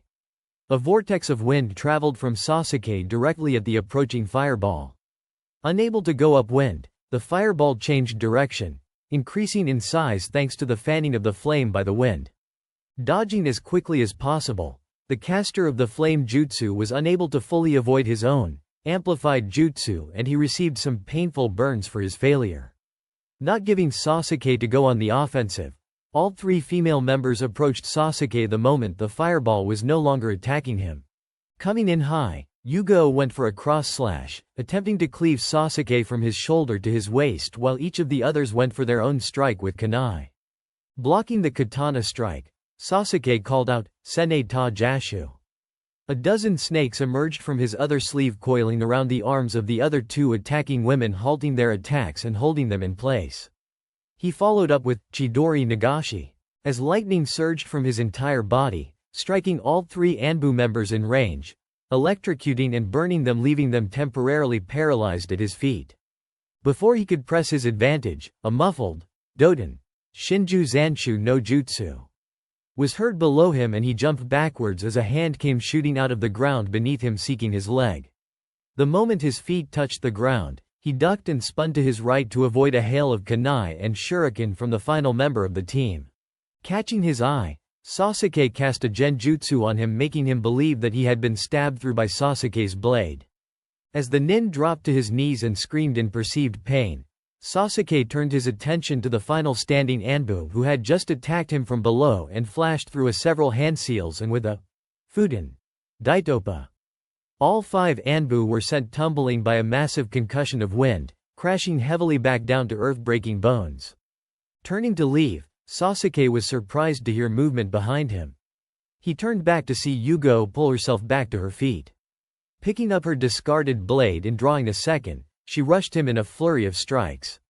Proving why she was so well respected, Yugo actually began to push Sasuke back, even with his Sharingan, with her superior speed and Kenjutsu. With one final thrust she broke his guard and her sword pierced his chest. Looking at the skewered log at the tip of her blade, she looked around for the missing nin. "You're better than anticipated," she heard Sasuke say from her left. Turning to face him, she saw the last of his skin covered in the cursed seal, forming a cross-shaped mark over his nose. His skin was now dark, his nails had lengthened, and like some sort of monster he had two wings extending from his back. But this is as far as you go. She knew all about the cursed seal, having learned of its capabilities from the Hokage after the Sasuke retrieval mission. With that information in mind, and considering the relatively even ground they had been fighting on, she knew she had little chance of winning this fight now if it dragged out. Her only chance was to try to end it with the next attack. Nito Ryu. Nana Ju Pound Hu fired a slash of wind towards her opponent who, as she expected, dodged. Already in motion, she was upon him immediately, and with a cry of Karazuma Gari, she unleashed a multi-hit combo on Sasuke, who, in a blur of speed, blocked every blow. The final result was a deadlock, with Sasuke easily blocking both of her swords with his one own. With a whispered, Chidori Iso, a blade of lightning extended from his unoccupied hand, piercing her abdomen. Immediately the strength left her as she felt blood leaving her body at a rapid rate. Not showing mercy on his opponent, Sasuke unleashed a multitude of taijutsu strikes on her limp body, eventually dropping her unconscious form next to her comrades. End flashback. Scene change. The rest of the trip passed without incident, and despite her constant searching, Ino never once could locate Sasuke with her mantra. Arriving in Konoha, mission completed, Yamato released the three genin, telling them to get some rest, for the Chunin exams were set to begin in 2 days. Chapter 9. The mood in the Hokage's office was tense as Tsunade listened to Yugo's recount of the fight with Sasuke. She had, of course, met the caravan at the gates to greet the daimyo and, after seeing to his every need, ordered the Anbu and Yamato to her office for a debriefing. Despite the gravity of the situation, as a medic, Tsunade first checked over the team for any injuries, healing any that had been overlooked or not completely healed. "And that's what happened, Hokage-sama," concluded Yugo, glancing around the room to find the rest of the members nodding to her in confirmation of the story. Tsunade sighed. "Thank you, Yugo. I'm sorry you and your team were injured. Take the next day off, but I need each of you ready for the Chunin exams." "Hi, Hokage-sama." The Anbu team saluted and left. Turning to Yamato, Tsunade said, "I need you to update the bingo book." While AC rank may have suited Sasuke when he first defected to sound, if I'm to believe Yugo's report, Uchiha Sasuke must now be treated as a powerful, hostile threat. As Hokage, I declare Uchiha Sasuke an A-rank missing nin to be killed on sight. Scene change. 9 days before Naruto and company returned to Konoha, in a dark room of an underground fortress sat a solitary figure. "Welcome back, Sasuke-kun," it said, turning to look at the shadow that had silently entered his chambers. Taking in the appearance of his subordinate and future vessel, Orochimaru couldn't help but smirk. Not a scratch on him. Against 5 seasoned shinobi, and they called me a genius. At his age, even I would have fallen to him. "Here is the folder," Sasuke said, simply dropping the folder on the table next to Orochimaru. "Now, teach me the jutsu you promised me." "Kukuku, patience Sasuke-kun, patience," he chided. "I have a couple things to take care of. I shall show you in a bit." With a frown, Sasuke turned to leave. "I'll be in the training room. I would suggest you hurry unless you wish to lose some of your precious few Chunin." Orochimaru couldn't help but lick his lips in appreciation. He truly loved that boy. He had a mean streak that could rival his own, and his one-track mind caused him to train tirelessly, sculpting him into the perfect host for Orochimaru. Soon, he thought, turning his attention to the files Sasuke had delivered. Opening the envelope, Orochimaru began to scan the documents enclosed. His eyes widened. Oh yes, this was perfect. Standing, he moved out of his chambers. He had events to set in motion. Scene change. Staring down at the file, the massive robed figure couldn't suppress a twinge of excitement. While he may not like the self-appointed Otokage, the man was incredibly good at obtaining information that not even the best of his spies could catch whispers of. While he wouldn't trust the snake as far as he could throw him. Turning to his attendant, the Raikage ordered, "Get Ni Yugito immediately." There was little time to prepare, but it looked as though he would be sending a team to Konoha's Chunin exam after all. Scene change. At around the same time, in another part of the world, the news brought by the Otokage was not met with the same enthusiasm. "Impossible!" shouted an imposing figure.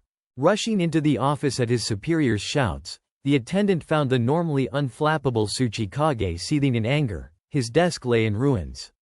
"What is it, sir?" asked the attendant. Tossing the file to his most trusted advisor, the Tsuchikage said, "I will be taking my team to Konoha for the exams. That man's blood must be wiped from this earth." Scene change. The day before the Chunin exam, Naruto woke early in excitement. No, he wasn't excited about the exam and his nearly guaranteed promotion. No, it wasn't that he was once again back in Konoha.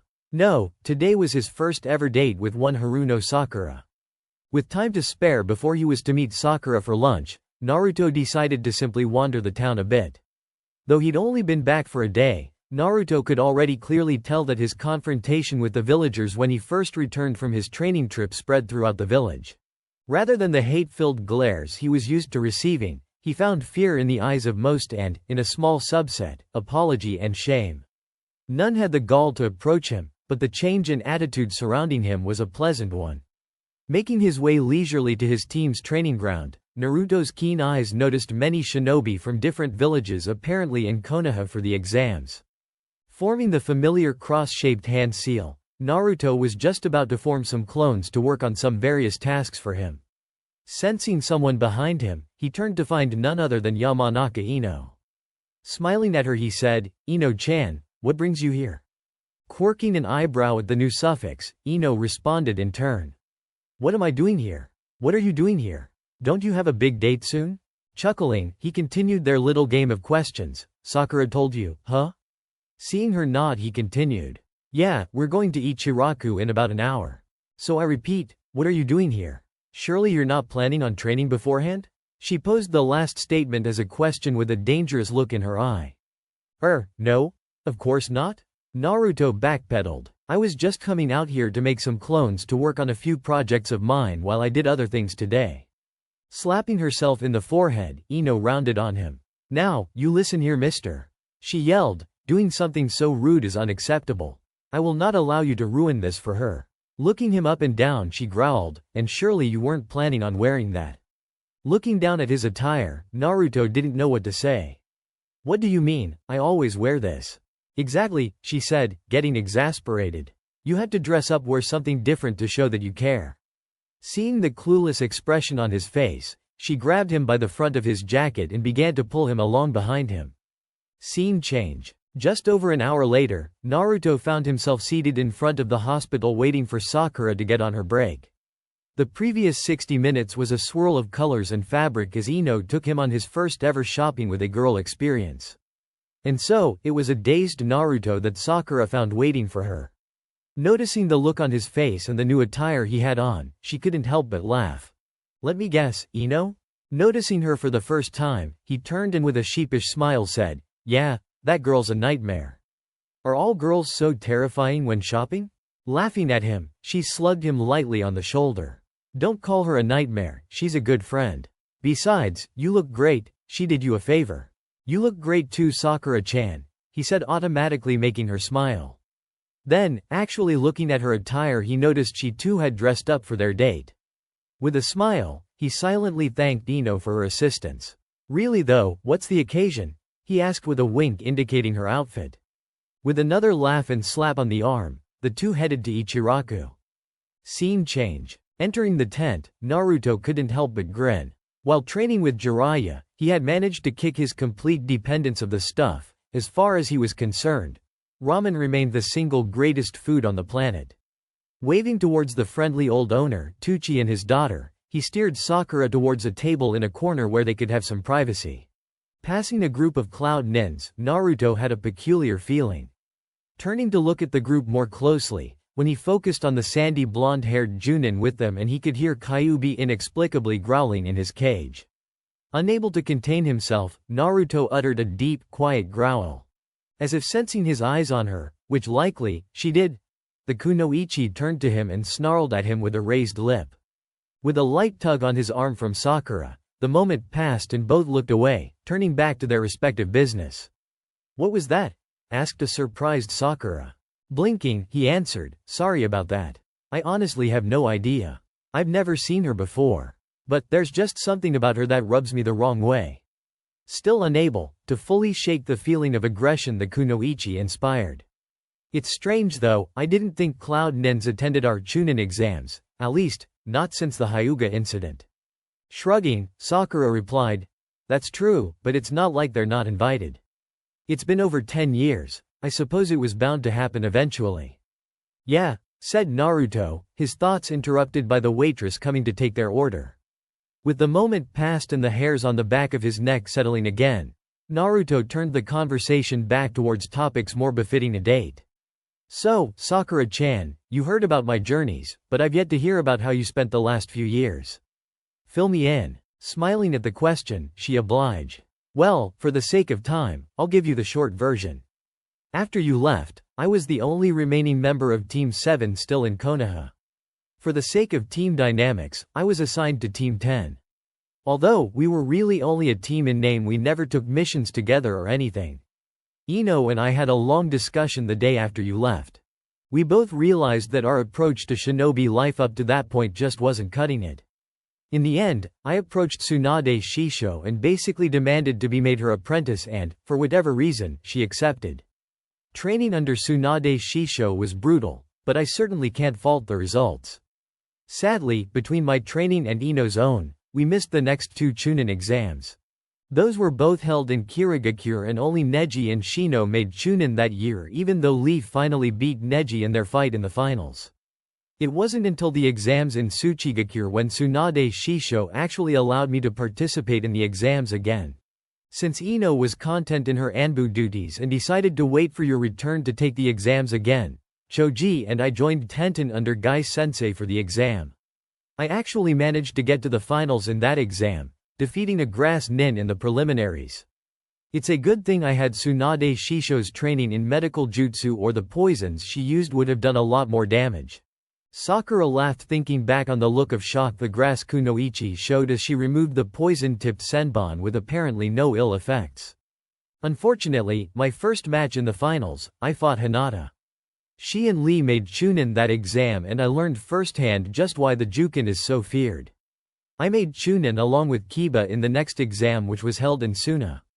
I actually won the tournament-style finals, beating Kiba for the title. She made a peace sign, sticking out her tongue in victory. After that, I've just mainly spent my time training with Tsunade Shisho and working in the hospital. I've actually started thinking about taking the Chunin exams soon. Wow, Sakura-chan! Exclaimed an impressed Naruto when she finished. That's amazing. You've really become strong, haven't you? Her eyes shining with emotion, Sakura nodded and said with conviction, yeah, I've been training hard. Next time I see Sasuke-kun, I will bring him back to Konoha. The smile on Naruto's face immediately disappeared and his voice gained a dangerous edge to it. You should really forget about that traitor. If I have anything to say about it, the only way he'll be coming back to Konoha is in a body bag. Looking as though she'd been slapped, Sakura faced Naruto. How can you say such a thing? He was your best friend. We're supposed to bring him back and reunite Team 7. Was being the key word. Spat Naruto, opening his shirt. There are some wounds that never heal and cannot be forgiven, he said, indicating the scar adorning his chest above his heart. Anything more that the two may have had to say was cut short as a massive killing intent washed over them. Chapter 10. Instantly on alert, shinobi senses going into overdrive, Naruto dropped into his taijutsu stance and turned towards the source of the killing intent. At the entrance to the tent stood a very tall man covered entirely in what appeared to be red battle armor comprised entirely of straw. On his back was a turnip-shaped protrusion from which smoke was issuing. His head was covered by red sacket and the lower part of his face covered in a fashion similar to Kakashi. The only part of his face exposed were his golden eyes, which were at that moment blazing in anger at Naruto. What? Asked Naruto. Who are you and what do you want? What do you want? Your days are numbered, Uzumaki. Ground out the rock nin through clenched teeth, identifiable by the headband tied around his forehead, through clenched teeth. Quirking an eyebrow at the manner in which the mystery shinobi said his name, Naruto simply held his gaze. Without another word, the shinobi turned and exited the tent. Ni Yugito frowned. She had initially been excited to find the ramen stand. She would be the first to admit that the noodly goodness was her one vice. But, ever since that boy had entered, all of her senses were on edge, the feline in her screaming to fight or flee. The feeling had gotten far worse when the rock nin had entered. There was something inexplicable about both of them that immediately got under her skin without even speaking a word to either. She couldn't shake the feeling that her mission has just gotten much more complicated.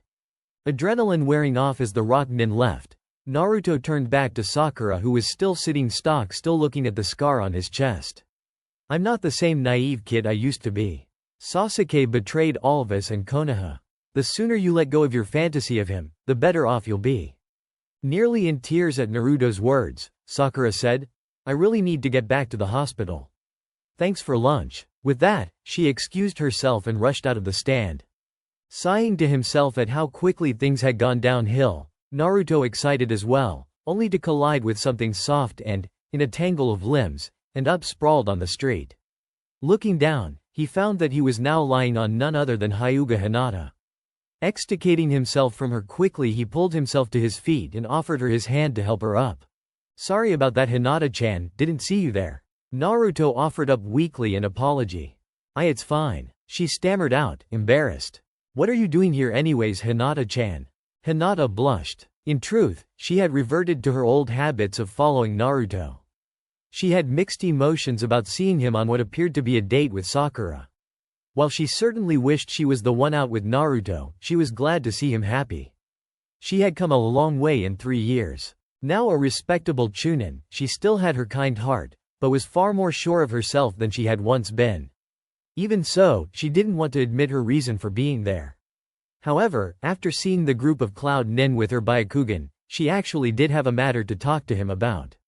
I actually have a favor to ask of you, Naruto-kun, she said, moving to a more secluded area of the street and motioning for him to follow. Not many people know this, but my sister, Hanabi, will be taking part in this year's Chunin exam. Normally, I would never ask this of you. She's a strong girl who is quite capable of taking care of herself. However, could you possibly just keep an eye on her? As I'm sure you're aware, my family's not had very good relations with Kumogakure. With Cloud Nins in this exam, she could be in real danger. Of course, Hinata-chan, not a problem, he responded with a warm smile. Despite herself, his smile melted her composure, causing her to blush, look down, and begin to poke her fingers together. Thank you na Naruto K-kun. She stuttered. Don't worry about it. Anyways, I'm out of here. I've got some things to take care of before tomorrow. With a wave, he vanished. Despite his keen observational skills and training with Jiraiya, Naruto was still clueless when it came to women. Scene change. Meanwhile in the Hokage Tower. It's a pleasure to meet you Tsuchikage-sama. Tsunade addressed the man who had just entered her office.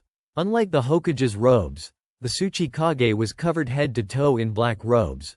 Only his eyes could be seen through a narrow slit below his hat. In truth, she had no idea who the man was. The Yondaime, Namikaze Minato, had killed the Sandaime Tsuchikage during the Third Great Shinobi War, something which had gone a long way towards ending the war, and his replacement still remained a mystery.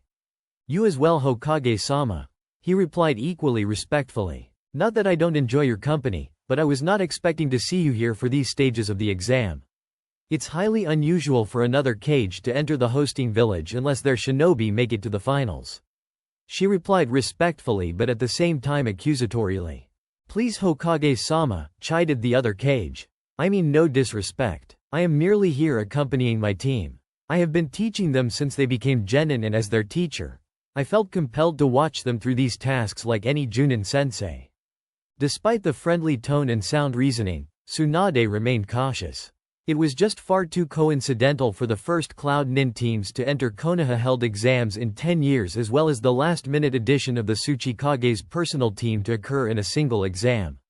Of course Tsuchikage-sama, she replied, having to maintain appearances. I hope you enjoy your stay in Konoha. Let me know if there is anything I can do for you. Thank you for your hospitality Hokage-sama. I look forward to these exams, they should prove most interesting. Scene change. The next morning, Naruto met his team outside the academy and were on their way inside when Naruto was met by an unwelcome face. Motioning to his team to continue without him, Naruto turned to the figure. Why are you here Kakashi-sensei? Asked Naruto. Raising his hands in a placating manner, Kakashi simply said, I'm just here to offer you good luck. I've come to realize that I do not deserve to call myself your teacher, but as your one-time superior, I wish you the best. Should you desire my aid in training for the finals, please let me know. I've made mistakes with you in the past that I cannot correct, but I do hope that we can at least be civil with each other in the future. With a nod at the gesture, Naruto proceeded inside and up to the second floor. He was reminiscing about his last time taking this exam until he stepped out onto the second floor landing and found a truly interesting sight. In the middle of the hall stood Ino with two young men unconscious at her feet and a crowd of genin huddled as far from her as possible. You do realize that this was just a test to eliminate those two green for the exams, right? He asked her, indicating the two unconscious forms. Sure, but they attacked me when I laughed at the performance they were giving. She grinned. Besides, I don't mind a bit more competition, do you? Sighing, he motioned for them to follow and proceeded to walk up to room 301. Entering, Naruto noticed that not much had changed in the 3 years he was gone. The room was still packed with genin from various countries, most of which looked nervous and on edge. These were the ones that no one of note paid attention to. No, it was the shinobi who appeared to have not a care in the world that would be the dangerous ones. Despite knowing that he was far above Chunin level, Naruto couldn't help but scope out those who fit this profile. A few jumped out, including both teams from Kumo and the team from Iwagakure with the shinobi who ran into Naruto yesterday. The latter of which was glaring at Naruto and, if looks could kill, he would have ceased to exist. Hey bro, came a voice from behind him. Konohamaru? What are you doing here? Asked Naruto. Duh, the Chunin exams. My team and I got nominated. We're the only rookie team participating this year, he said, indicating his two teammates. Congratulations. Naruto replied, making a mental note that Konohamaru and Hyuga Hanabi were on the same team. You must have really grown up in the last 3 years if you think you can compete in the same exams with someone as awesome as me. Laughing at Naruto's feigned narcissism, he responded, yeah, well, I'll try not to show you up too badly. Before anything more could be said, with a boom and a puff of smoke, a group of Konoha shinobi headed by none other than Narashikamaru appeared. It's time. From here on, there will be no fighting until I say so. Anyone who breaks this rule will fail immediately, no exceptions. Everyone, follow me. The Chunin exams have now begun. Chapter 11. The first test of the Chunin exam began familiar enough. Just like last time Naruto attended, each person was designated to a seat in a large auditorium separated from the rest of their teammates. And, much like last time, he was handed a paper test which was designed to test their knowledge and reasoning. Unlike last time, however, he was not in the least bit worried. Having expected such a routine, Naruto had hatched a plan. You may begin at any time, but I would highly recommend that you listen to my instructions first. Began Shikamaru once everyone was prepared. The rules to this test are a bit different from those you've had in the past. I'm not going to write these down, nor will I allow any questions, so pay close attention. Despite your seating arrangements, this is a team exam. You will either pass or fail as a team, no exceptions. There are 10 questions to this exam, each question being worth 1 point. I absolutely cannot tolerate cheating, so should one of our proctors catch you, he indicated the seated Chunin lining the aisles, your team will lose 4 points. Should any member's possible score reach 0 during the test, the entire team fails. That's right, getting caught cheating will not only destroy your own chances, but those of your teammates. As shinobi trying to reach the rank of Chunin, be proud ninjas. This exam will last 2 hours, but I will only reveal the 10th question after the first hour has passed. Glancing around the room he added, for those of you who were here 3 years ago, I would recommend you not confuse myself with Marini Ibiki. Seeing the overconfident expressions drop off a few faces at that, he smirked. Very well, begin. Turning the paper over, Naruto smiled. Sure enough, he was completely unable to answer even a single question. Despite the fact that his time with Jiraiya greatly increased his interest, or at least acceptance, of book learning, their time focused on generally more useful knowledge of jutsu, ninjas, or strategy than something that would be found on a test like this. Looking around the room, he found that several others had realized this as well. The smarter of these were recognizing the purpose behind the strange rules. With a more thorough sweep, Naruto was surprised to find that unlike the previous Chunin exam, this time there were no plans to provide the answers. Narrowing his eyes, Naruto looked deeper, finally finding 3 shinobi writing diligently and pausing at exactly the same time. They weren't too difficult to spot as, due to the difficulty of the questions, they were 3 of the few actually writing anything. Naruto couldn't help but smirk when he noticed how Shikamaru's shadow split 3 ways, each tracing their way under the desk in the direction of the progressing genin. Turning back to his test, he figured it was time to put his plan into motion. Being sure that he memorized each and every question, he raised his hand. Seeing Shikamaru quirk his eyebrow in his direction, he said, I have to go to the bathroom. With a sheepish expression on his face. With a nod from Shikamaru to one of the other Chunin proctors, he was led out of the room. Entering the bathroom, Naruto immediately puffed into smoke as the clone released itself. Another Naruto appeared in the stall, having hanged itself as a plunger, which fortunately, no one had needed to use. Re-entering the testing room, Naruto simply sat back and waited, occasionally filling in the answers as the army of clones he left in the library managed to locate and solve each question before dispelling themselves. Having successfully completed the 9 questions provided, Naruto began to look around, noticing some of the more inventive manners in which the assembled genin had decided to obtain the answers. For Sai, this task was relatively easy. Sitting only 2 rows back from Naruto, he saw Naruto's completed test and, with a few brushstrokes and a whispered, "Chaoju Giga." A snake made of ink emerged from his test, hidden by his concealing arm. The snake raced down his body and up Naruto's, racing quickly over his page and back to Sai. Having completed its task, the snake returned to Sai's paper and lost its form, leaving only the answers on Sai's test. All around the room, genin cheated off nearby genin. Some did better than others and, as time progressed, more and more teams were eliminated, having been caught cheating 3 times. Much like last time, Ino used her family's Shintenshin no Jutsu to get the answers from an unsuspecting nin in front of her, this time masking her body's unconsciousness with a quiet Kokohi no Jutsu. Some of the genin used wires to move mirrors to view the answers. Others used genjutsu techniques to hide their wandering eyes. Others still used familiars or kekai genkais to view the tests around them. An hour has passed, said Shikamaru suddenly, interrupting the silence. Congratulations to all of you who have made it this far. I will now give you the 10th question, so pay close attention. Standing up, he wrote on the board. The rules are simple, he continued. In order to pass the first part of the exam, your only task is to solve this cipher. In order to solve it, you must understand the origins of the previous 9 questions, as well as their answers. All the information you need to solve these ciphers can be found within this exam, so cheating will not be tolerated from here on out. Attempting to do so will result in immediate expulsion from the exam. Play fair. Once you have answered the question, please bring your test up here and then feel free to leave. You have 1 hour. Ino smiled. Trust Shikamaru to turn a test about information gathering into a test of decoding and logic. The moment Shikamaru had said, in order to solve this cipher, she, along with many others, immediately began to write down everything he had said.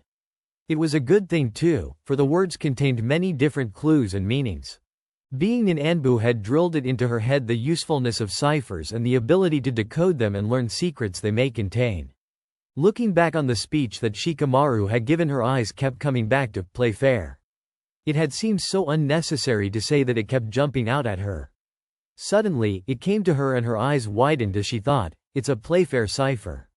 Rewriting the random letters of the code into pairs, Ino now had. At B on CZQNPC RA YMTQOIQYKM OM NHFEPMCU LANOW AQBAEV Company WHO CUHNQRKHQY. Okay, but a playfair cipher is absolutely impossible to solve without the keyword. She thought to himself. Looking again at what Shikamaru had said, she read, you must understand the origins of the previous 9 questions, as well as their answers. Well, she had no idea where whoever wrote the test may have gotten the questions from, she certainly didn't recognize any of them. But confident that her answers were correct, she decided to start with that and wrote them down together. 1, 3, 2, 5, 3, 2, 4, 26, 5, 2, 6, 7, 7, 22, 8, 2, 9, 1. Unable to glean anything from the numbers, she checked back with Shikamaru's words. Sure enough, there it was, hidden amongst the seemingly innocent. All the information you need to solve these ciphers can be found within this exam. These ciphers, she thought. Again, had he said, it, or this, or even, this type of cipher, it would not have seemed strange. However, by saying these ciphers, he had actually implied that there was more than one cipher to decode. Looking back at her answers, it hit her, it was a substitution cipher. The highest number in her answers was 26, meaning that the Roman alphabet could be represented with each number 1 to 26 corresponding to a letter. Of course, this could be as simple as A equals 1, B equals 2, Z equals 26 to incredibly complex. Deciding to try to the most basic, she plugged in A equals 1, B equals 2, Z equals 26, giving her CEBZBGVBA. Clearly, that didn't form a comprehensible code word. Looking at the time, she clearly didn't have nearly enough to try every possible substitution that Shikamaru could have come up with. Again referring to her notes, she found the only clue she had yet to make use of was, you must understand the origins of the previous 9 questions. Still unable to think of where the questions could have come from, they had never been taught them before, Ino began to sweat. Her eyes focused back on all the information you need to solve these ciphers can be found within this exam, and she stopped and smirked. Of course Shikamaru would hide double meanings in his instructions. The word, origins, had been throwing her as it immediately made her try to think outside the information provided in the exam. Of course, origin doesn't just mean where the questions originated, it could also refer to the beginning of something. Writing down the first letter, number of each question, Ino was left with ROT13NSUB. Her eyes widened. It looks like she was on the right track. ROT13N sub was a commonly used abbreviation for a simple cipher taught to even academy students, which stood for rotate 13 number substitution. In other words, N equals 1, O equals 2, A equals 14, M equals 26. Applying the ROT13N sub to her answers gave her promotion. Yes, she silently cheered. Confident that she had now found the keyword required for breaking the playfair cipher, she went about solving the ridiculously complicated 10th question. Drawing out the required 5x5 grid starting with the keyword repeated letters removed first, she had PROMT IJNABC DEFGH KLQSU VWXYZ. From here it was a simple matter of applying the 4 decryption rules for each pair letters in the original cipher, and she was left with. Reading from left to right, she added spaces and removed the erroneous letter X's and grinned as she read what was left. Congratulations, you pass. Proceed to the roof and watch the clouds. Chapter 12. Naruto frowned as he watched Ino exit. He couldn't believe it, but, despite being overqualified for the rank of Chunin, it seemed as though he was actually going to fail this test. During his time with Jiraiya, Naruto had worked on both coding and decoding various ciphers, but even that seemed to not be enough to crack this code. Recognizing Shikamaru's obvious hint about it being a Playfair cipher, Naruto had once again used his bathroom trick, claiming, "What can I say, it's a stressful exam." When questioned by Shikamaru, regardless, every bit of information came back the same: he needed the keyword and just couldn't figure out where to find it. No sooner had he started to panic did a kunai land in the middle of his test. "You two, get out of here," came Shikamaru's stern voice. This was not the first time such an occurrence had happened since the issuing of the 10th question, but Naruto had just assumed they had been caught attempting to cheat. Glancing up at the other who had been kicked out, he found the confused face of Sai. "But," began Naruto. "No buts, my word is final." Shikamaru cut him off. With a nod to one of the other Chunin proctors, Naruto found the two of them being escorted from the room. As the door closed behind them, the Chunin turned to them and said, "Congratulations, your team has passed." Noticing the two gaping like a fish, he decided to explain. As was explained at the beginning of the test, teams either pass or fail together. Judging by your surprised expressions, I'm assuming the third member of your team has correctly decoded the cipher. Report to the roof to meet her. The second exam will begin from there," he said, indicating the stairs. And, with that, he re-entered the testing room. Glancing at each other, Sai simply shrugged and the two began to walk towards the stairs.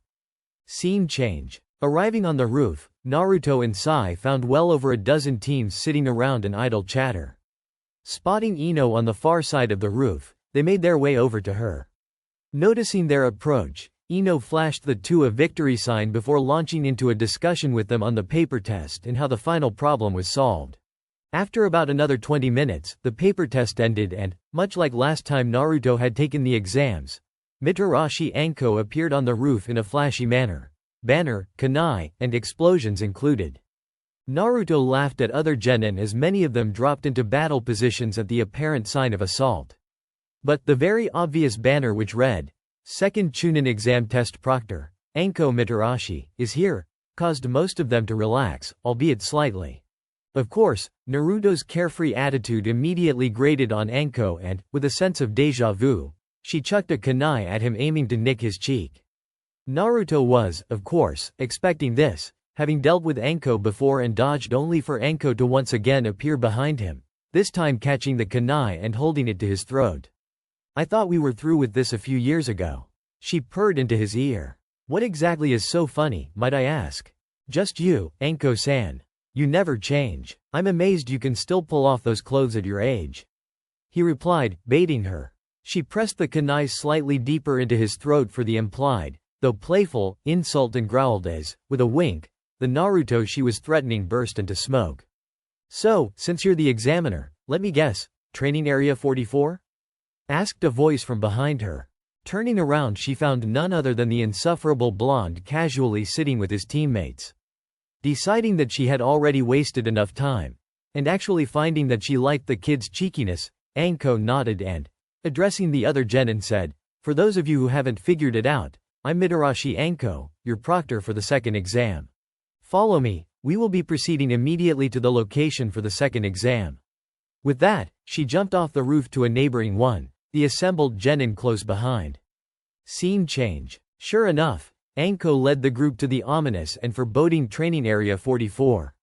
"Welcome to training area 44, she said, indicating the fenced-in forest behind her. Better known, of course, as the Forest of Death. She grinned as she saw several of the genin gulping or shaking slightly. 22 teams. That lazy bastard didn't cut you down nearly as well as I had expected. Oh well, I'll just have to be sure to thin out these numbers. Now, the rules for this exam are simple. Each team will be provided 3 scrolls, each of which displaying the name of the person who is to be carrying it. Within each scroll you will find the name and picture of a target from another genin team. In order to pass, your complete team must reach the center tower within 5 days with at least 1 pair of scrolls, a team scroll and the contained target scroll. However, the tower will only be open after 3 days, so each team must spend a minimum of 3 days in the forest regardless of when you obtain a target scroll. In this test, fighting with other teams will be permitted, as well as killing your opponents. There are many ways to fail this exam. Should your team not reach the tower with the required scrolls within 5 days' time, lose a team member in the forest due to combat or poor survival skills, or leave the forest at any time, you fail. Are there any questions? 5 days? Asked a frightened Miss Genin. We weren't told to prepare for an extended survival mission. Exactly, smirked Anko. This is designed to test not only your team's battle prowess and ability to track targets while evading pursuers, but your ability to deal with unforeseen circumstances. Anything else? Seeing no more hands raised, she continued, good. As there will be deaths in this exam, you all need sign these waiver forms. Indicating towards the forms various Chunin were carrying. Once your team has all signed their form, proceed towards the tent where you will receive your team scrolls as well as the gate from which you will begin. Anko couldn't help but grin at the frightened or apprehensive looks many of the genin were displaying. Seeing Konohamaru's apprehensive look, Naruto moved over next to his longtime friend. Hey, he called, causing Konohamaru to turn his attention towards him. What's with that look? Hey bro, he replied quietly, lacking all of his normal enthusiasm. Honestly, I'm just not sure I'm ready for this. I have confidence in my abilities and those of my teammates and we're certainly strong for rookie genin, but I'm just not sure I'll be able to survive a fight with an experienced shinobi. Relax, Naruto instructed. Most genin here aren't going to be out for blood. Besides, this is just one necessary step on the road to Hokage. Not to mention, I'm here, and I'll be sure to keep an eye on you guys. He said, patting the boy on his shoulder and giving him a reassuring smile. Thanks Ni-san. Konohamaru replied and smiled as he signed his form. Walking back towards his team, Naruto watched the cloud genin out of the corner of his eye. Oh yes, he thought, they're certainly focused on Konohamaru's team. Looks like Hinata may have been right. Eventually, all of the assembled genin had signed their forms and proceeded to their assigned gates. And, with a horn sounding, the second test of the Chunin exams began.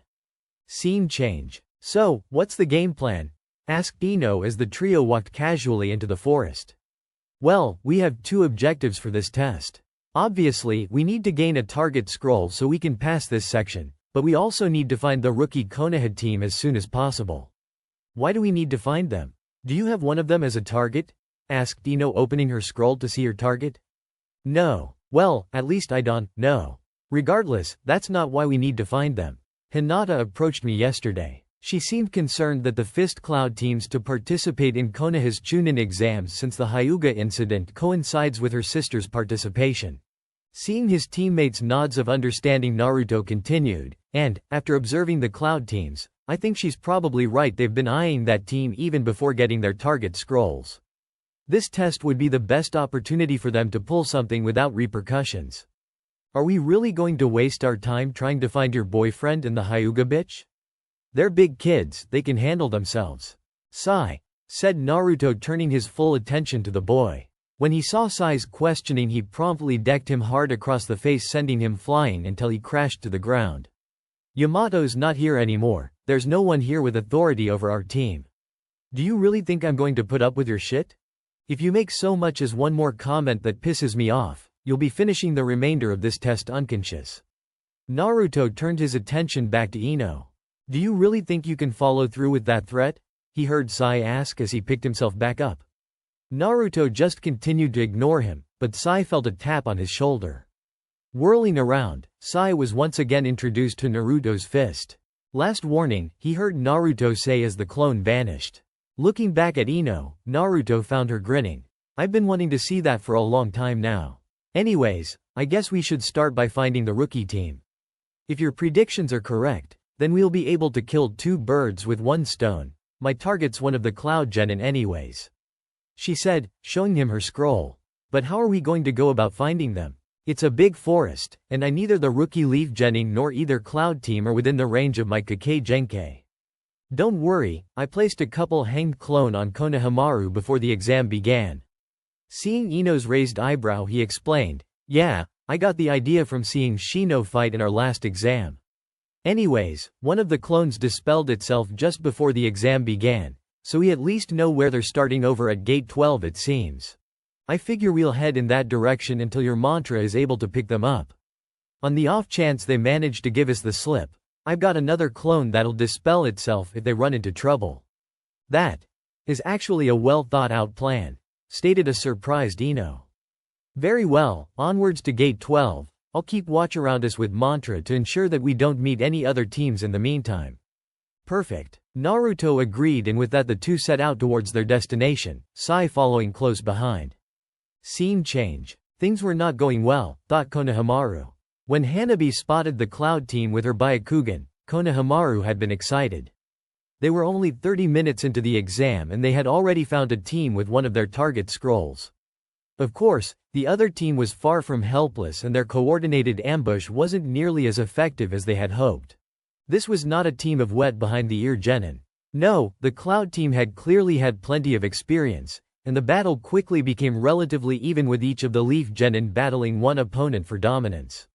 Of course, when the other Cloud Team suddenly appeared, the situation quickly went from manageable to fight for your life. There wasn't even time to escape, as, even if one of them could pull it off, that would simply leave the others out to dry.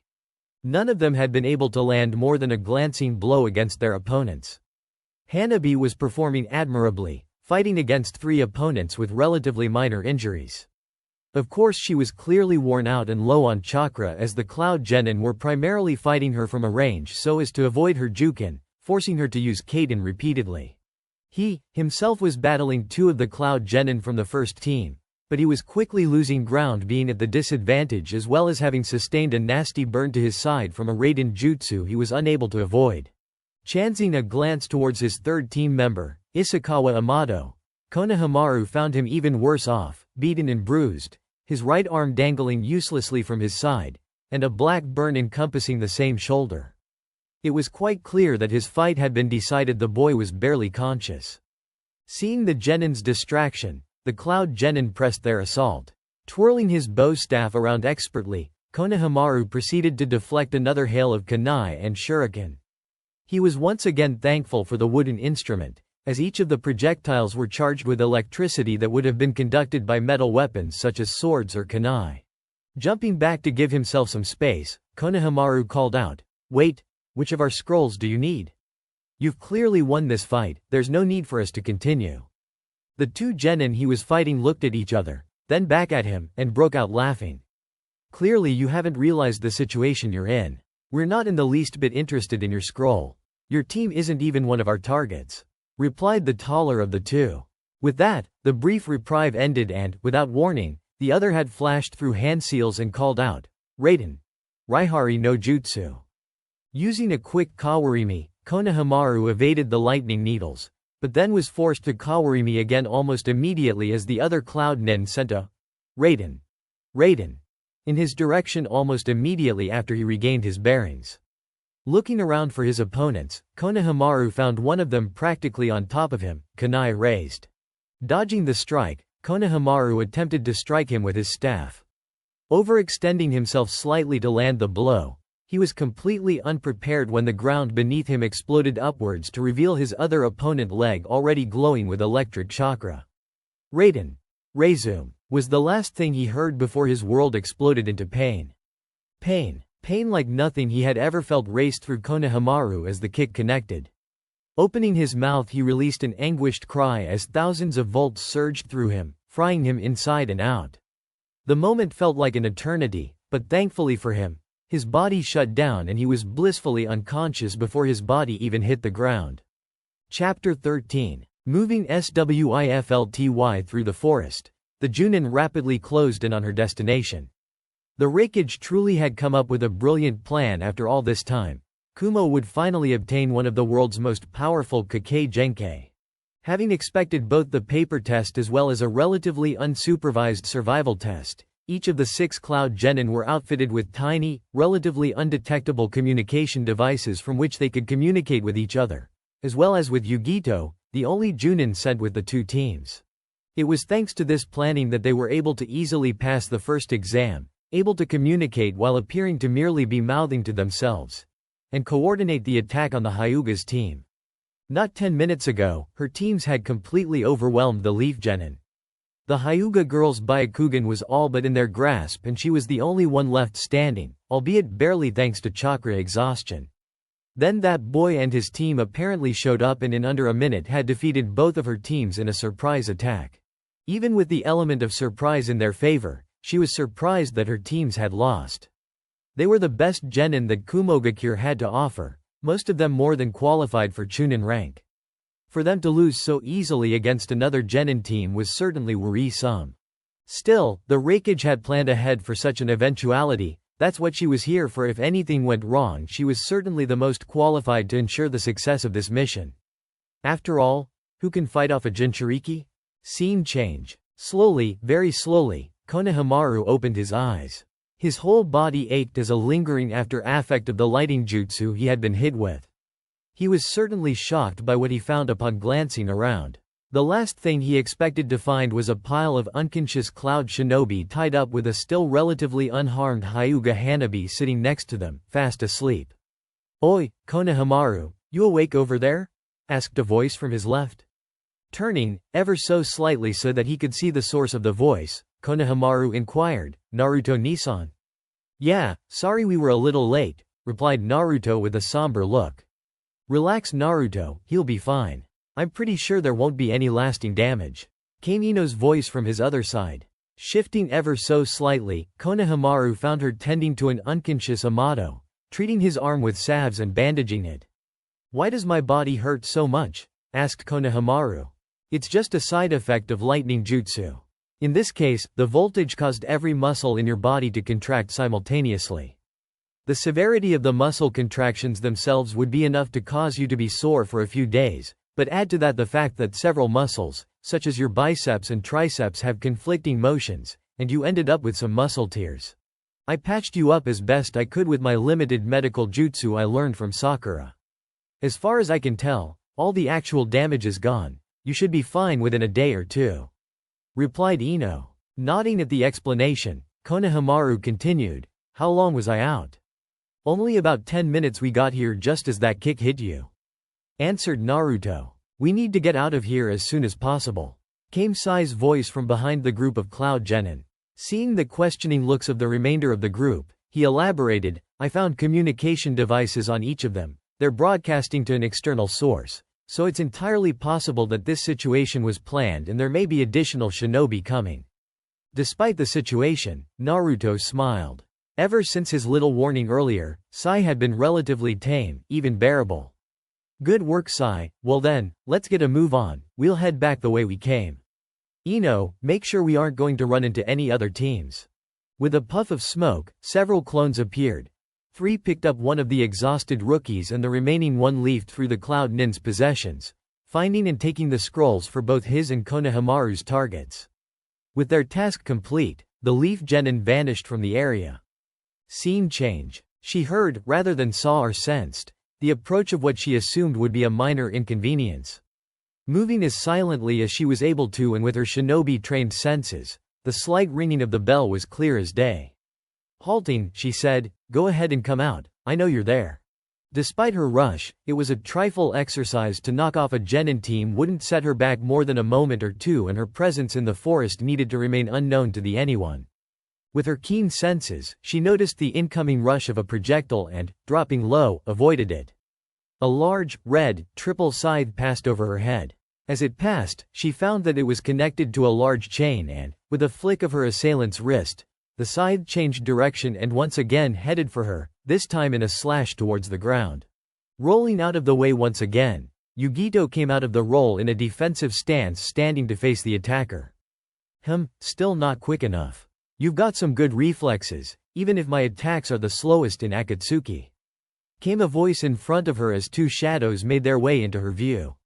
Black cloaks with red clouds, bamboo casa adorned with bells, ringed fingers, painted nails, and slashed forehead protectors. They certainly fit the bill of Akatsuki. Shit, thought Yugito. This was definitely not what she needed right now. Hidan, be careful, this is the Nibi's Jinchuriki. Let your guard down and you're dead. Why do you tell me that every time we fight someone? You know as well as I do that that's not an issue for me. Excuse me for one moment while I offer a prayer to Jashin. Sigh, there you go again. Must you do those stupid prayers all the time? Shut up, Kakuzu, yelled the first, before continuing his prayers.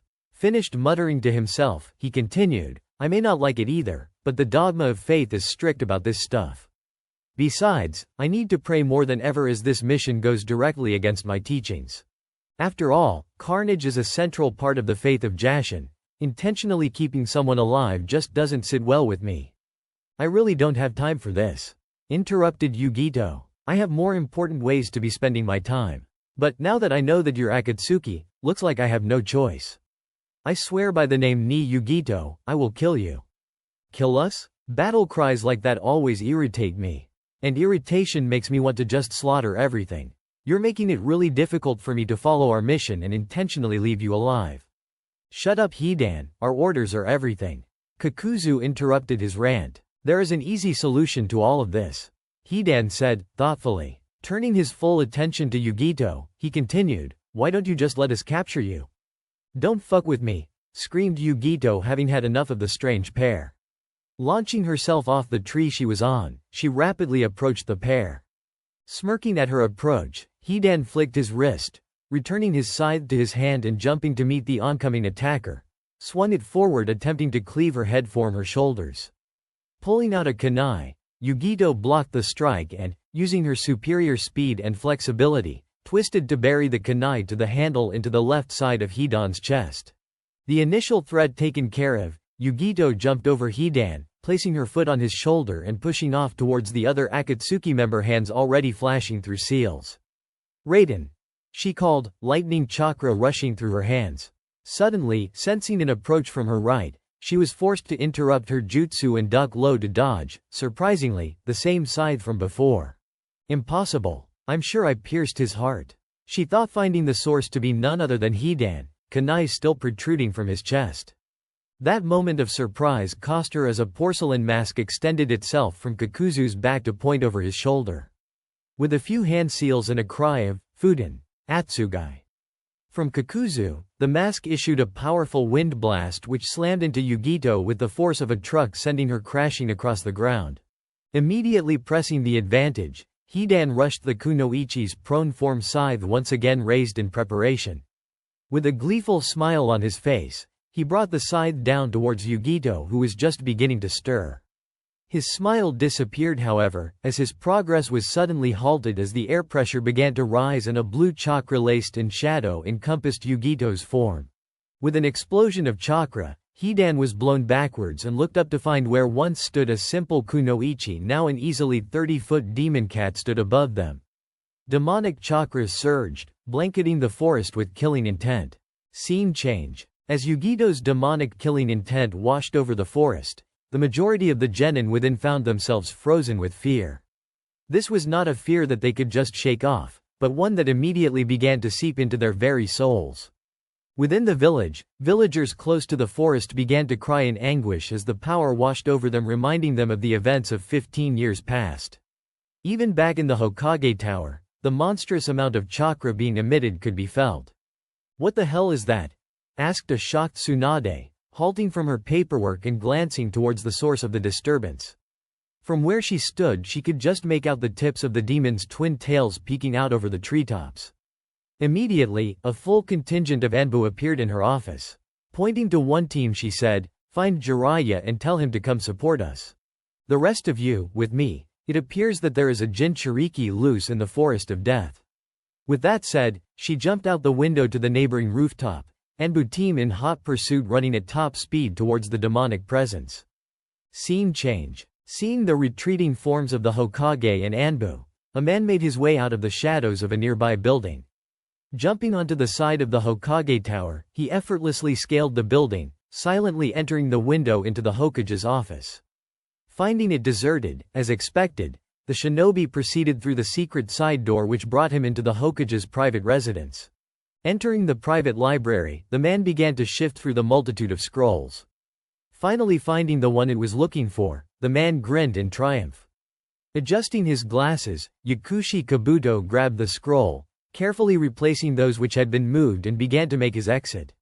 He smirked. Orochimaru's plans were coming together perfectly. Flashback, Kabuto, I have an assignment for you. Orochimaru said, sweeping into the lab. What is it, Orochimaru-sama?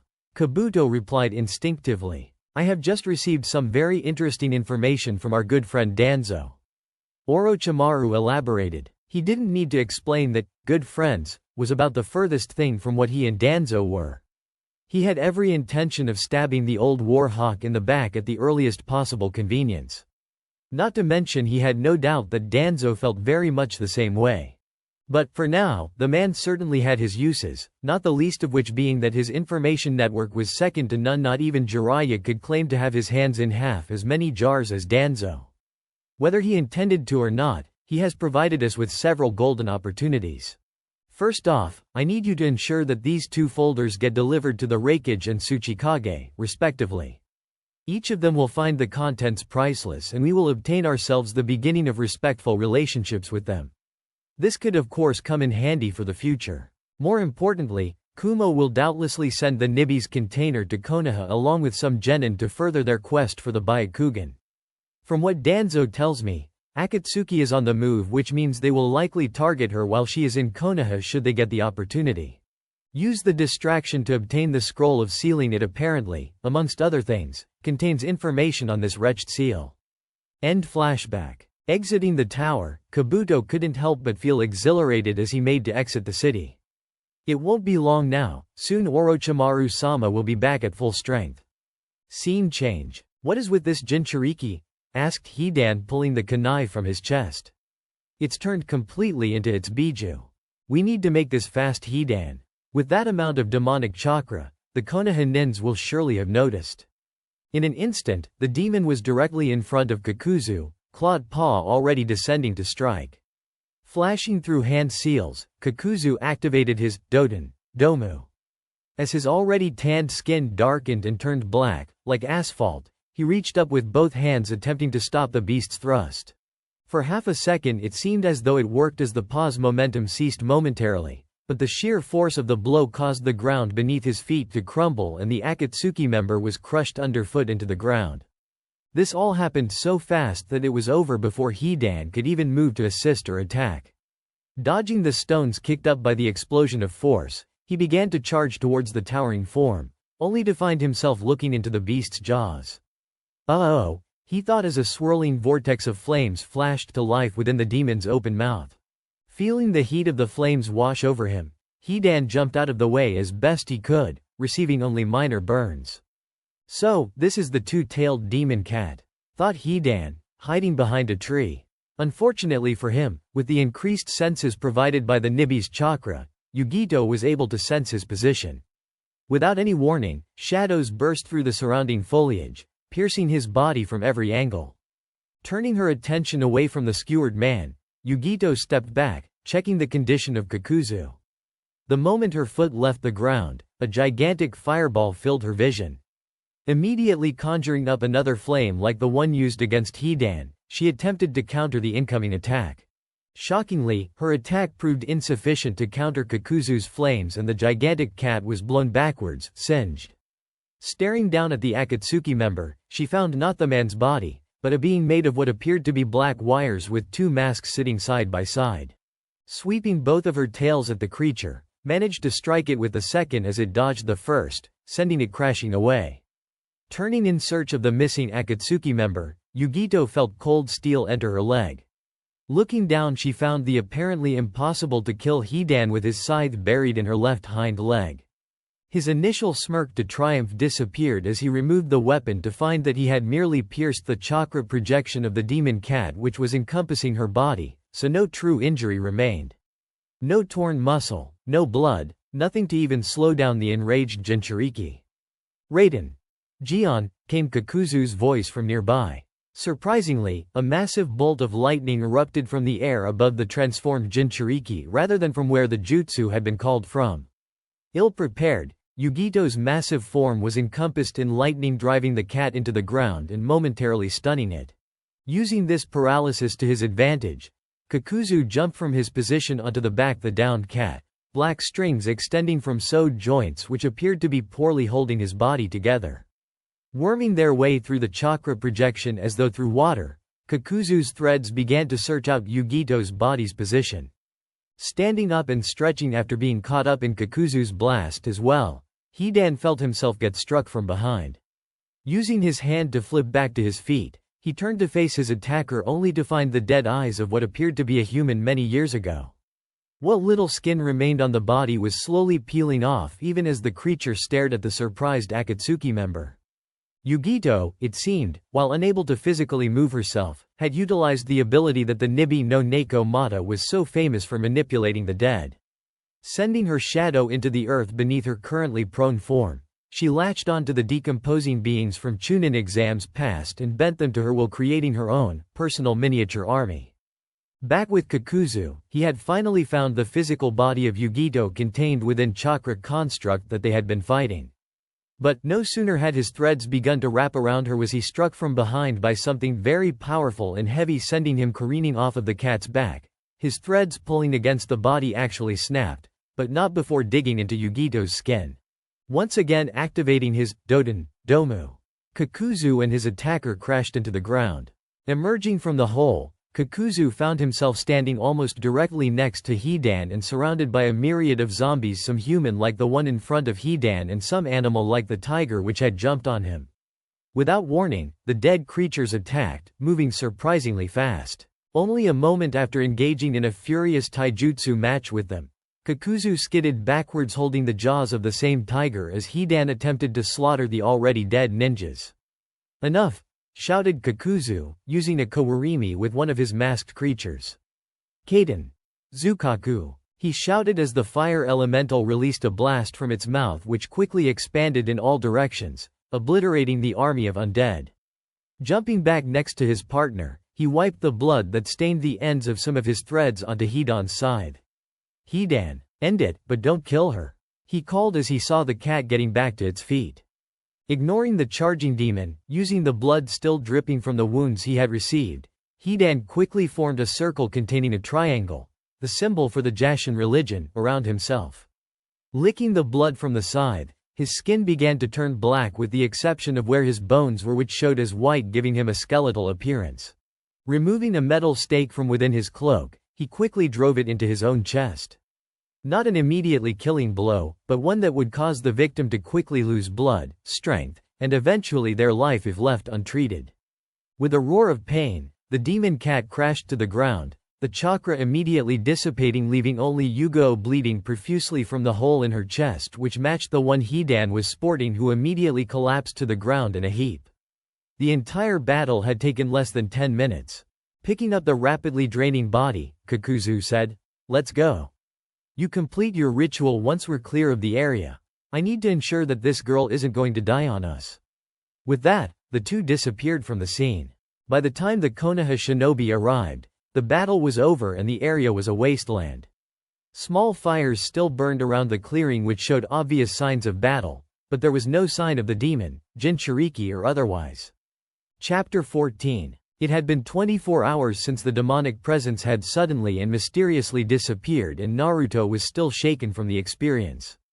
Granted, the reason he was shaken wasn't the demonic presence itself. While quite powerful, it was nothing compared to the power that Kyuubi possessed. No, the demon couldn't have been much stronger than Gaara was in his Shukaku form. What scared Naruto was how quickly the demonic chakra had disappeared. Being a Jinchuriki himself, he knew that channeling that level of the demon's chakra took some time. Release one couldn't simply turn it on and off like a light.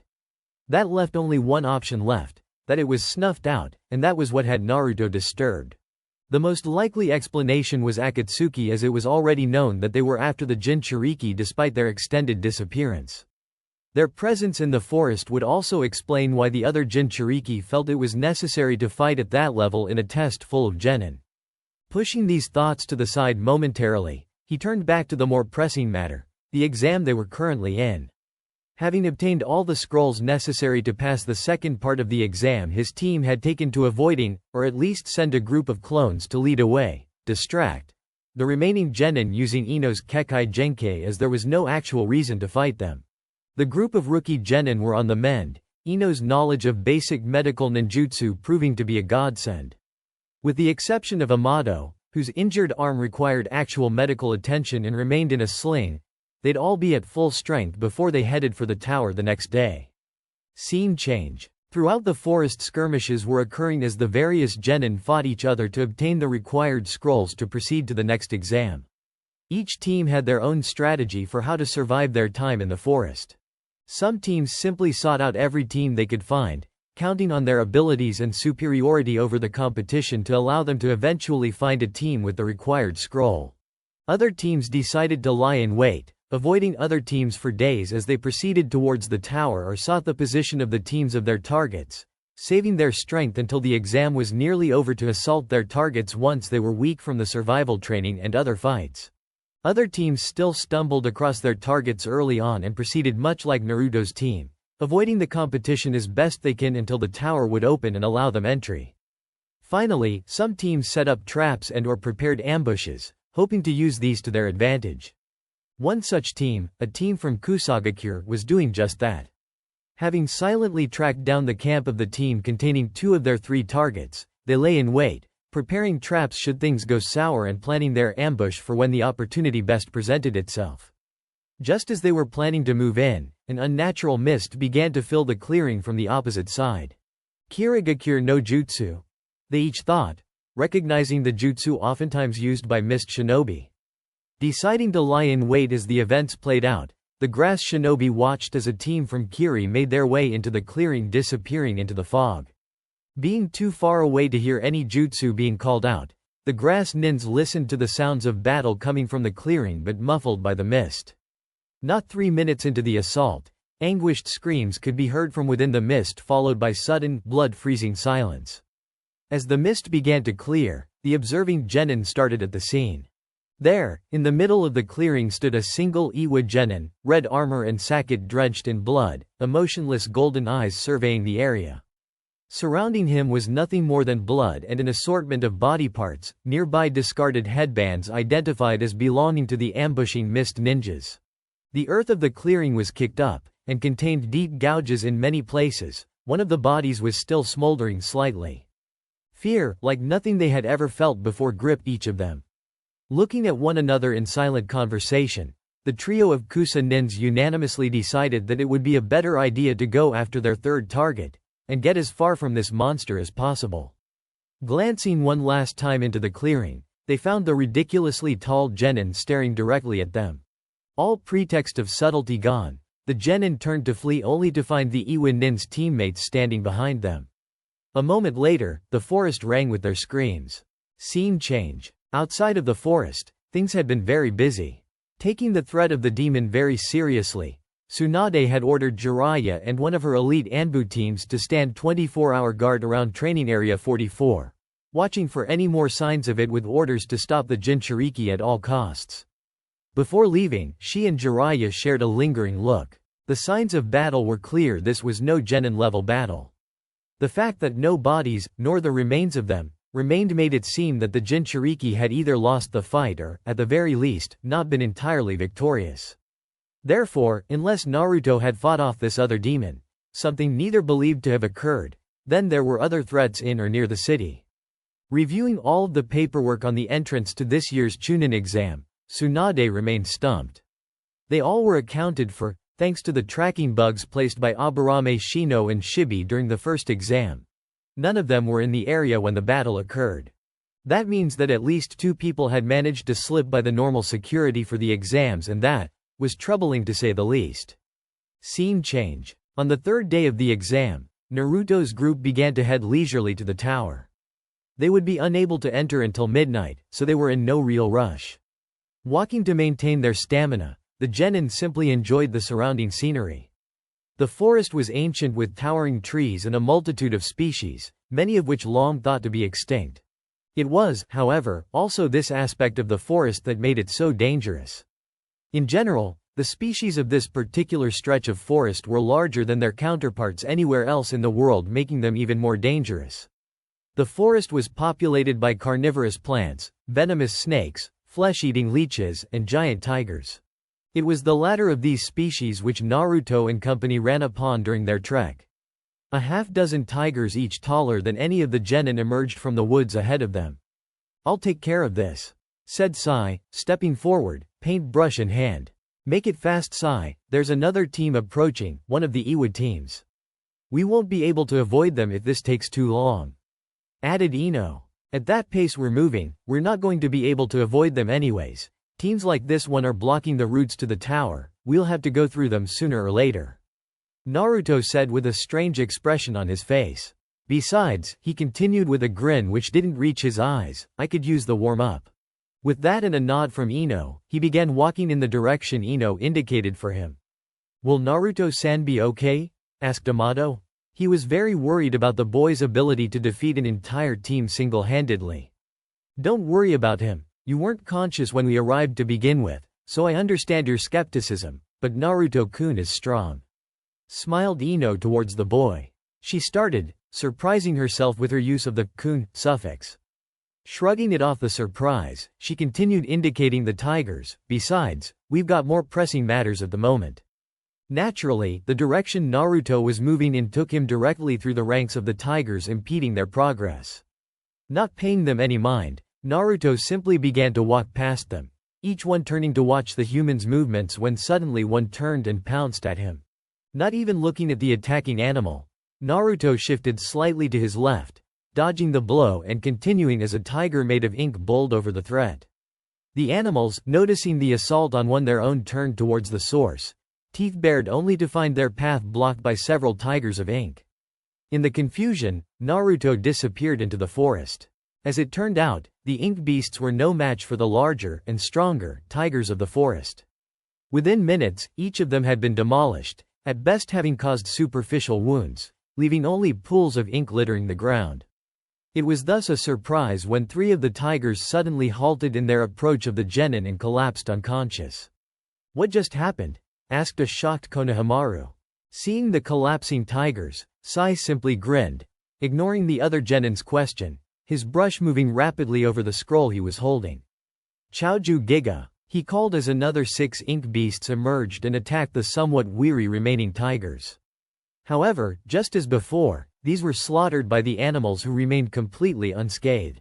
It was, however, simply a distraction which used the ink tigers to draw attention from the other threat, a trio of snakes made of ink which slithered their way across the ground and up the limbs of the animals, burying their fangs into the tigers.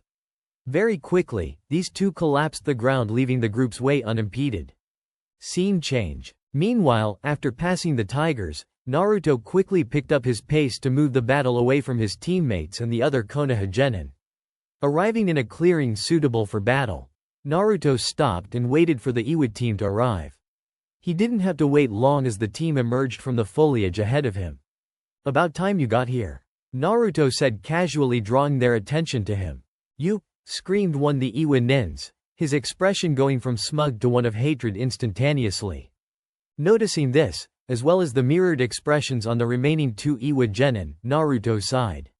"There it is again. Every time I've come across one of you Iwa nins in this exam I get that look. And yet, I've never met an Iwa shinobi before, let alone done anything against your country." "Care to explain?" "It's your blood," one of the other genin replied. "His cursed blood runs through your veins. Your very existence is an insult to us, Namikaze." "Oh, so you found out," Naruto responded casually. "Well, that's one less secret to keep, I suppose. It's certainly fortuitous for us to come across you here while you're all alone. Prepare to die," added the 3rd Iwa genin, who then, without warning, threw himself at Naruto, weapons drawn. Dropping into a loose fighting stance, Naruto waited for the nin the approach, but was surprised when he halted his advance just before getting within his field of reach. The previously approaching Iwa nin jumped straight up as a volley of kunai and shuriken approached Naruto, concealed by the approach. A very good attack pattern, thought Naruto, noticing the nin that had charged him, preparing to hurl weapons from this apex of his jump should Naruto dodge, but not good enough. Flashing through hand seals, he called out, "Futen, Kamaitachi." The winds picked up, causing the projectile weapons to be blown harmlessly away as the cutting technique surged on towards his airborne opponent. Naruto was impressed, however, as one of the genin jumped into the air to his teammate. Each twisting their bodies, they placed the soles of their feet together and bending their knees, pushed off, dodging the whirlwind. Leaning his body to the side, Naruto dodged a taijutsu strike from his third opponent, noticing the rock which now covered the boy's hands. Striking out instinctively, as the boy sailed past him, Naruto blocked his incoming kick with one hand, placing his other hand on the boy's stomach, whispered, "Impact." The attacking Iwa genin's momentum changed suddenly, sending him perpendicular for the direction of his thrust kick combo, his eyes growing wide as the blow connected. He passed out, crashing unceremoniously to the ground. One down, thought Naruto, turning to the remaining two.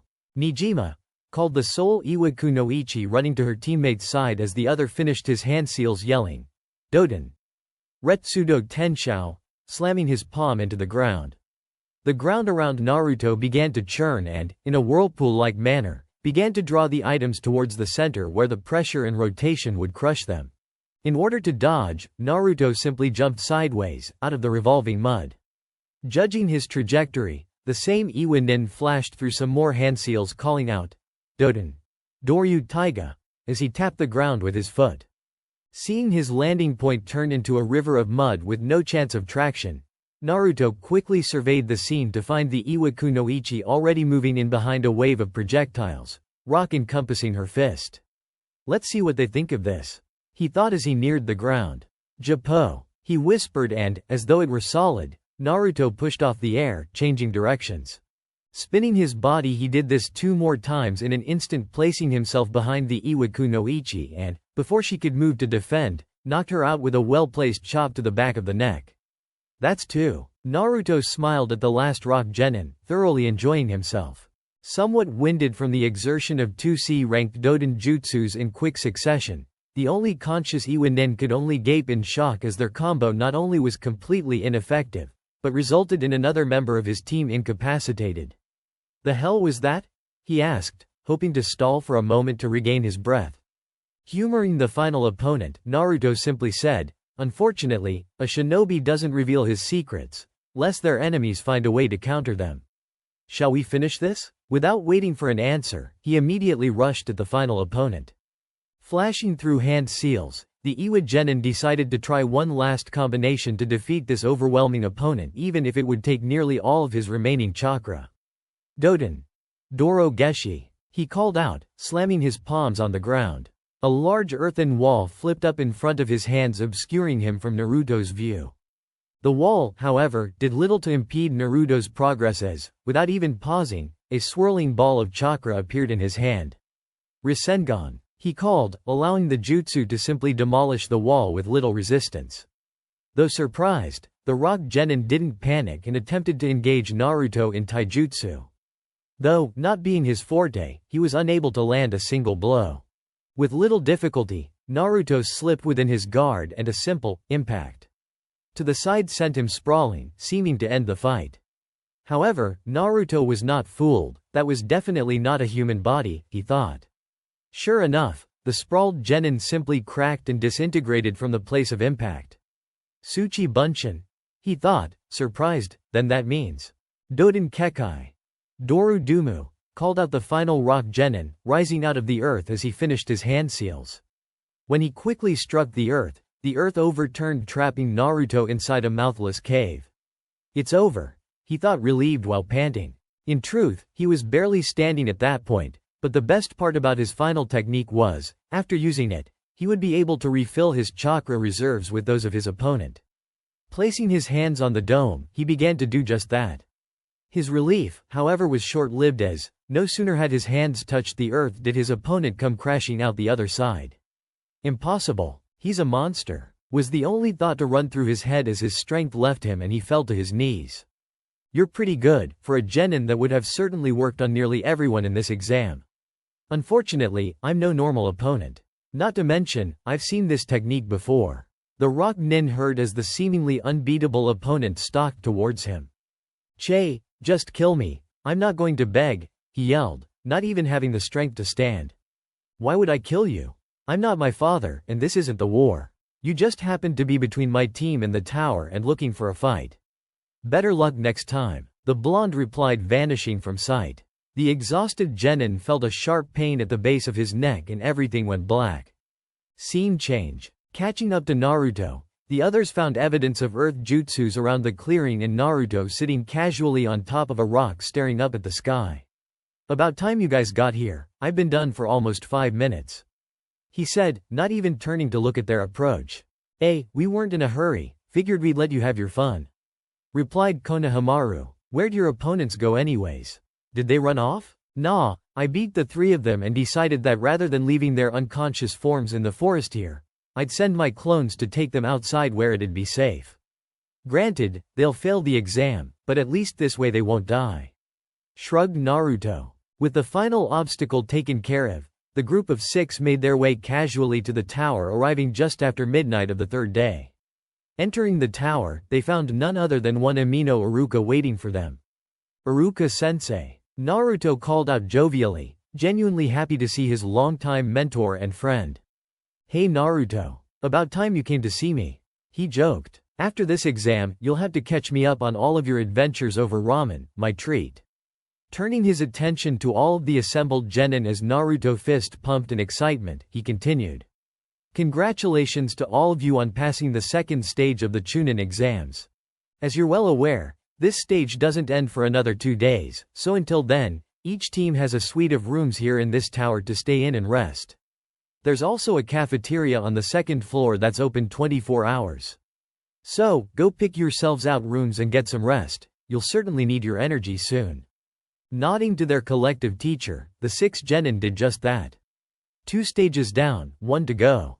Chapter 15. At the end of the 5th day, the teams which managed to survive the forest, complete their objectives, and make it to the tower assembled within said tower in the same room where Naruto had previously taken his exam preliminaries.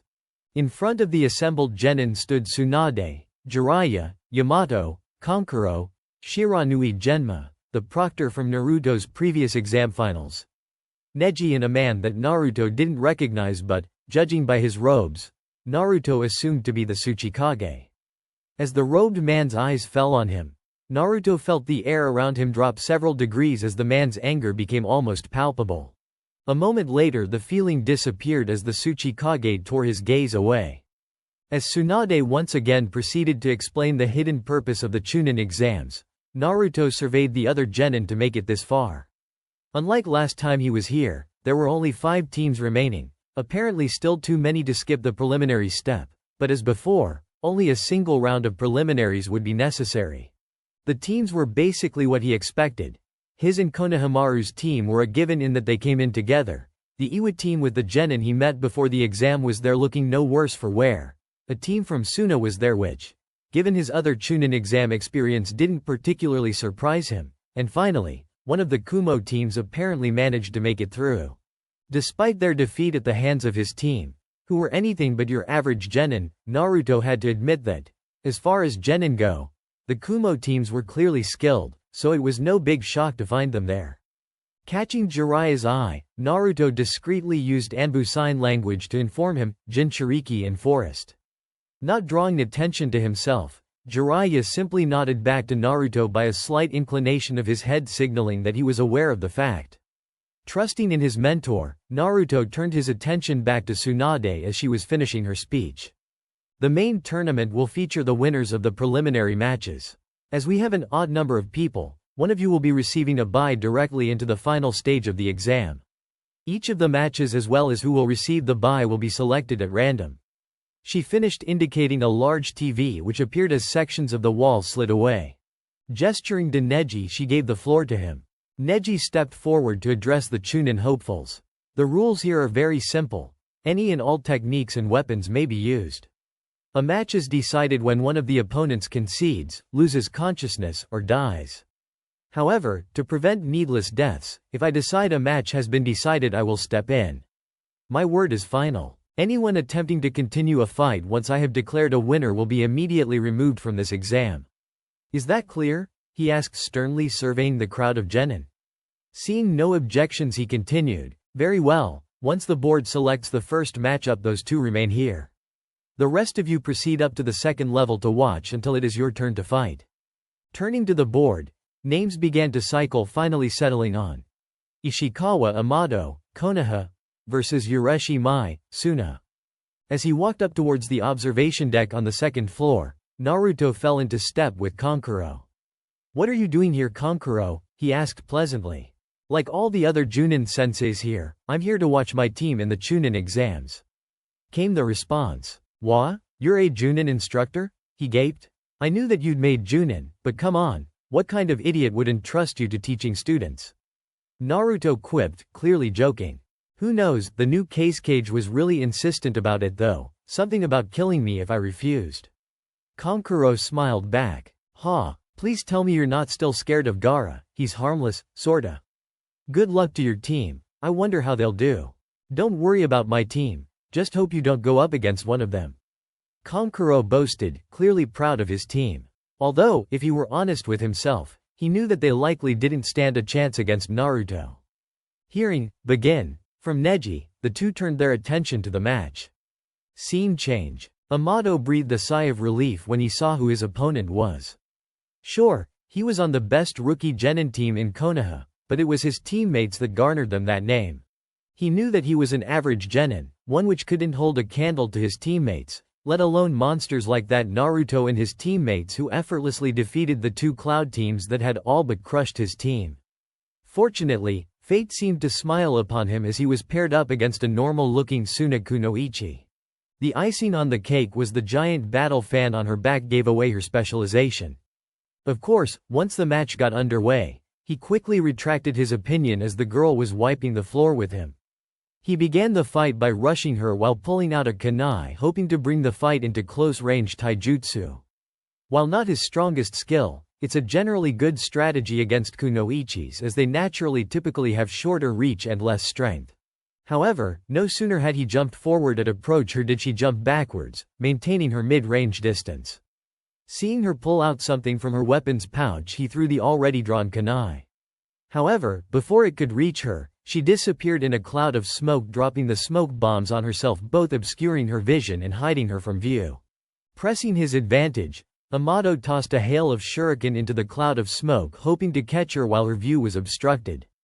Instead of dodging the projectiles, the Suna Kunoichi burst from the smoke, battle fan in front of her, batting away the shuriken which came near her.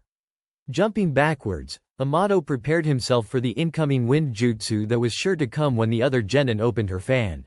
What he wasn't prepared for was the hail of senbon that came flying spring-loaded from the within as the fan's panels were revealed. Looking around quickly for something to kawarimi with, Amado panicked when his search found nothing. Shielding his vitals, he dove to the side, hoping to get out of the volley of needles. Unfortunately, he wasn't that lucky and found himself pierced many times by the small projectiles. Coming out of his role, he immediately stood, already going through hand seals for one of the few jutsu he knew. Kaden. Housenka no Jutsu, he called, sending a myriad of fireballs at his opponent. Weaving in and out of the fireballs, with several unnatural movements, the kunoichi continued to close the distance between them. Having cast a bunshin while his opponent was distracted by the fireballs, the real Amado lay in wait, obscured by the smoke his jutsu released. As the girl's cross-strike with the folded fan went directly through his clone, Amado darted in to end the fight. Without even turning her head or showing surprise that she was attacking a bunshin, the kunoichi pointed her arm at the boy approaching her from behind, more senbon shooting out from her sleeves at point-blank range. With no time to dodge, Amado took the strikes directly into his sternum. Pausing momentarily upon impact, he took a quick inventory to ensure that nothing critical was hit before continuing his assault. Grabbing her roughly from behind, he placed a kunai to her throat. Yield, he commanded. Those senbon are poisoned, you know. Amado heard from behind him. Whipping his head around, he had just enough time to see all three stars of a fully unfolded fan swing as he heard, Futon, Kamaitachi. With that, his world went completely topsy-turvy as he was thrown bodily through the air. His mouth opened as a scream of pain couldn't help but escape him as blades of wind slashed at him from every angle, cutting gouges across his skin. Landing in a heap, Amato tried gallantly to drag himself to his feet, but he found that his body refused to comply. By now the poison should have spread through your body. This match is over, he heard his opponent say as unconsciousness claimed him. Scene change. Brilliant strategy. Other than dodging that first kunai, she never was in harm's way the rest of that fight. Ino addressed Kankuro again as the match came to an end. You certainly trained that one well. I agree. Despite being able to use the fan, wearing it obviously like Tamari does even had me fooled as I assumed she wasn't a puppet user. Then, using the smoke to conceal her as she summoned the puppet, she could sit back with a clear view of the fight. Hell, she even used the guy's own bunshin against him. Added Naruto. Grinning as Mai was announced the winner, Kankuro leaned in close to the two Konoha genin and whispered. To be honest with you, she's my star pupil. If it weren't for you two, I'd say she'd be a shoe-in to win this tournament. Hearing the board cycling through names, the three turned their attention to the most recent selection. Yasuo Odori, Suna, versus Kamizuru Tessei, Iwa. Looks like you're up again, Kankuro, said Naruto as Kankuro nodded to his next student as the boy was heading for the stairs. Think this one will be able to move on as well? Just watch and learn, Kankuro replied as the two prepared to square off. Scene change. And learn they did. Well, if they were looking for a lesson in brutality. The battle was as short as it was brutal. Much like his teammate, Odori was a puppet user, something he didn't even attempt to hide as he immediately summoned Karasu when the match began. Now, as far as ninja weapons go, puppets are one of the most useful and most deadly, for those who know how to use them. Being made primarily of metal, they are naturally resistant to damage and their hidden compartments hold a veritable armory of weapons and surprises. All the while, the puppet master can simply sit back away from the direct battle, leaving him or herself out of harm's way. However, as with any battle, sometimes things don't particularly go according to plan. In this case, as the smoke from the summoning scroll momentarily obscured the opponent's views from one another, Tessei cast a Mushi Bunshin no Jutsu, and then hid within the shadows by the wall. As the puppet approached the clone, its mouth opened, firing several poisoned darts from a spring-loaded compartment within. When the clone was struck with the projectiles, it exploded in a wave of honey, completely coating the puppet and gumming up the joints and compartments, completely impeding its movements. Seeing his puppet defeated in an instant, Odori re-evaluated his options as he searched for his opponent. This battle is over, give up, said Tessei, stepping out of the shadows. Odori, of course, scoffed at the idea while pulling out a kunai. Without his puppet it was true that he'd be at a disadvantage, but it's not like any Suna shinobi is useless without their main weapon. Very well, said Tessei, turning his back on Odori and making his way towards the stairs. Hachi Bakuden no Jutsu, he whispered just before his foot landed on the first step. The bugs which he subtly had sent to land on Odori as the puppet engaged his clone exploded on various parts of his body. With a cry of agony, Odori crashed to the ground, his lifeblood quickly seeping away from him. Scene change. Seeing his student's life in true danger, Kankuro immediately dove off the balcony to his student's side. He didn't even hear Neji call for the medics or the announcement of Tessei as the winner as he began applying pressure to the most serious wounds. Back on the balcony, Ino shuddered at the sight before her. Sure, as an Anbu she'd been exposed to death before, even taking lives herself, but the casual way in which the Iwa genin had practically, and still possibly, killed his clearly outmatched opponent reaffirmed the stories she'd heard from the Third Great Shinbi War of their bloodthirstiness. I've fought with a couple of Kamizuru before, but I've never seen one that's skilled or merciless. Bug users are tough opponents, even at your level, you should be careful should you have to fight him. She heard Naruto say from her side. Hearing the board announcing the next match as Kankuro and the medic Nins left to attempt to save Tessei, Ino decided not to respond, instead looking to the board. Yamanaka Ino, Konoha, versus Kyusei Yahiko, Kumo. Well, I guess that's my cue. Grinned Ino to her teammates and Yamato as she flipped over the rail, landing lightly on her feet next to Neji on the floor below. Good luck, said Naruto to the empty space Ino occupied a moment earlier. Scene change. Oh, how I was hoping to be paired up against one of you bastards. Payback for that ambush in the forest. The Cloud Genin, Yahiko, said as he slowly and confidently walked down the stairs. After the thrashing you received, I'm surprised that you even have the guts to fight me. Smirked Ino. Gritting his teeth, Yahiko began forming seals the moment that Neji instructed them to start. Raiden. Dare I hurry? He shouted, looking into her eyes as the air crackled around him. Slashing his arm in front of him, a hail of thousands of lightning needles exploded towards Ino. His grin as the girl froze and didn't even attempt to dodge disappeared as when the needles impacted, she exploded into a flourish of sakura blossoms. Genjutsu? I didn't even see her move, thought the surprised Yahiko. Though surprised, the Kumo Genin didn't panic, diving to the side so he wasn't a sitting duck, hands immediately coming together in the tiger seal. Kai, he called, dispelling the genjutsu.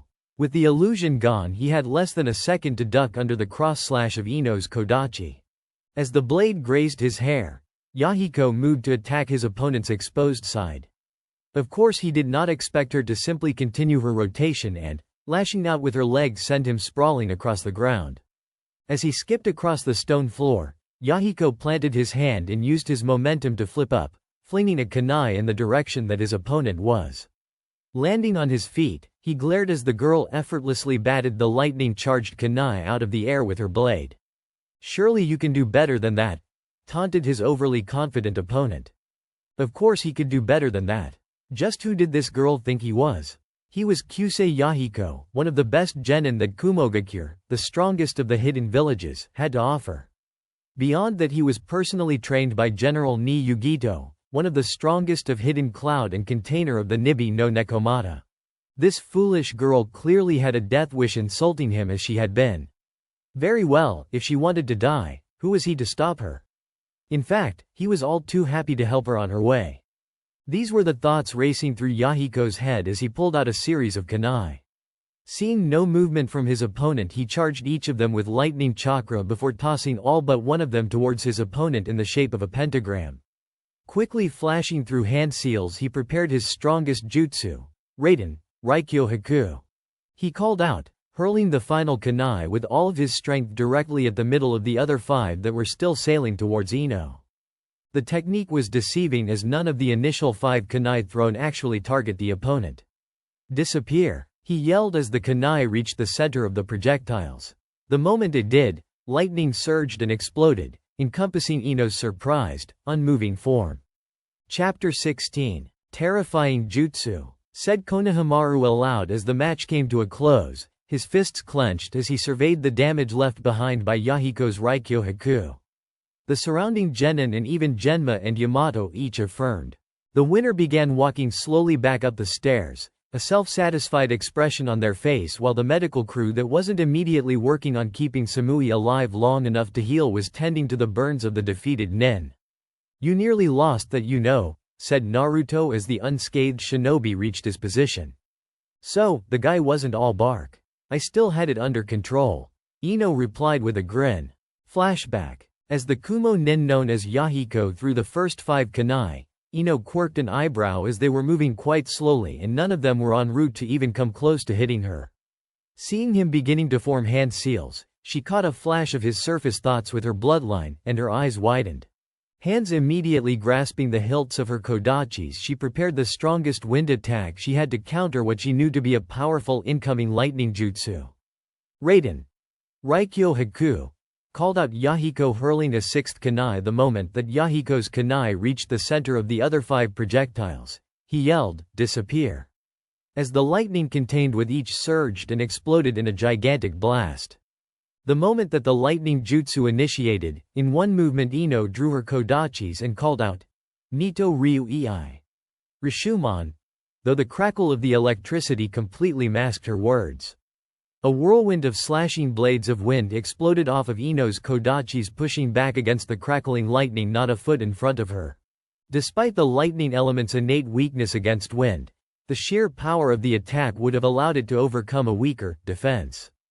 Fortunately for Ino, Rishumon proved to be strong enough to repel the explosion directed at her, quickly creating a bunchin which immediately hanged into a smoking corpse as she merged into the ground with a few hand seals and a whispered, Doden. Daku Igyo. Looking at the smoking body of his opponent, Yahiko couldn't help but smile. That was, of course, until he heard a voice from behind him call out, "Kaden, Hiken." Spinning around, he found a column of fire racing at him mere feet away. Without time to dodge and nothing in the room to kawarimi with, Yahiko simply crossed his arms, attempting to protect himself from as much of the damage as possible as the fire washed over him. It all happened so fast. From the view of the spectators, less than a minute passed between Yahiko casting his jutsu and him being consumed from behind by fire. As the flames died away, Yahiko remained standing for a single moment before his unconscious, smoldering body toppled to the ground. End flashback. Despite the tough act, Naruto noticed her body shake ever so slightly as she said it. Placing a hand on her shoulder, he leaned in and whispered, "That jutsu scared you, didn't it?" Not bothering to wait for her answer, he continued, "You did amazing. I doubt many people in this room could have come away from that unscathed. Going up against the unknown and coming out on top, that's the mark of a great shinobi." Not taking her eyes from the board, Ino gave a small smile and reached her hand up and gave the hand on her shoulder a quick squeeze and thanks. She was actually surprised that his words and gesture had actually succeeded to calming her down. Though she concealed it well behind a mask of arrogance, the destructive power that the Kumo genin had called forth was astronomical, and it had scared her. Without her bloodline and a powerful wind jutsu at hand, she would have been lucky to be breathing at this point in time. On the positive side, she was alive, and her shinobi skills once again came through for her. Her body tensed slightly as he removed his hand, turning his attention to the board as the next match was announced. Sai, Konoha, versus Owama Kaiju, Suna. "Not that you need it, but good luck, Sai," said Naruto, offering up encouragement to the boy. When he saw the shocked expression Sai was giving him, he chuckled and continued, "We may not get along, but we're still teammates." Without missing a beat, Sai responded loud enough for the entire balcony to hear. "How many times do I have to tell you, I don't swing that way. I don't play for your team." Ino and Yamato's sweat dropped as every head turned in their direction. Coolly brushing of the jab, Naruto punched Sai off the balcony, where he backflipped during his descent to land in a crouch on the level below, glaring up at his team. "You know, Naruto, you have no one but yourself to blame for his animosity towards you. After all, you did threaten to keep him unconscious for 4 days. Not exactly the best way to build friendship," said Ino, her grin just a little too wide. "Shut up, I can't help it that he likes to get punished," replied Naruto, playfully winking towards Ino, all previous frustration forgotten in an instant. As they watched the match, Ino cringed as Kaiju was once again sent sprawling across the arena floor. I feel bad for his opponent. Kankuro-san definitely trained his team well, this guy definitely is at Chunin level. Yeah, you're probably a better judge of this than me, but his Kenjutsu appears to be solid and his Taijutsu is probably around the level that Lee was at without the gates in our last exam. Naruto confirmed. Luck is also a part of being a shinobi. Everyone eventually comes across someone stronger than them. How they handle that situation will determine their success as a ninja. Yamato added, imparting some of the wisdom he gained from experience. Nodding at their teacher's words, the group turned their attention back to the fight. Scene change. Sai had to admit, the kid was fast, very fast for a genin. His taijutsu was solid with very few openings, and he was able to wield his katana like an extension of himself, showing that he dutifully practiced with it from a young age. Unfortunately for him, Sai was an Anbu, which meant that his speed and skill was far above any genin, allowing him to escape any assault, defend sword strikes with his brush, and even attack back into openings that only a seasoned shinobi would see. After kicking Kaiju away for the 3rd time, rather than press the assault with taijutsu, Sai's brush blurred across his scroll and, with a few hand seals and a whispered, "Chaoju Giga," several ink tigers exploded off the page and launched themselves at the downed genin. Not to be outdone, the moment he could get a limb under him, Kaiju flipped himself back to his feet, immediately found his balance and rushed towards the approaching animal's blade flashing around him. As the beasts were defeated, noticing his opponent drawing again, Kaiju halted in his approach and jumped backwards, drawing supplies from his weapon's pouch with his free hand.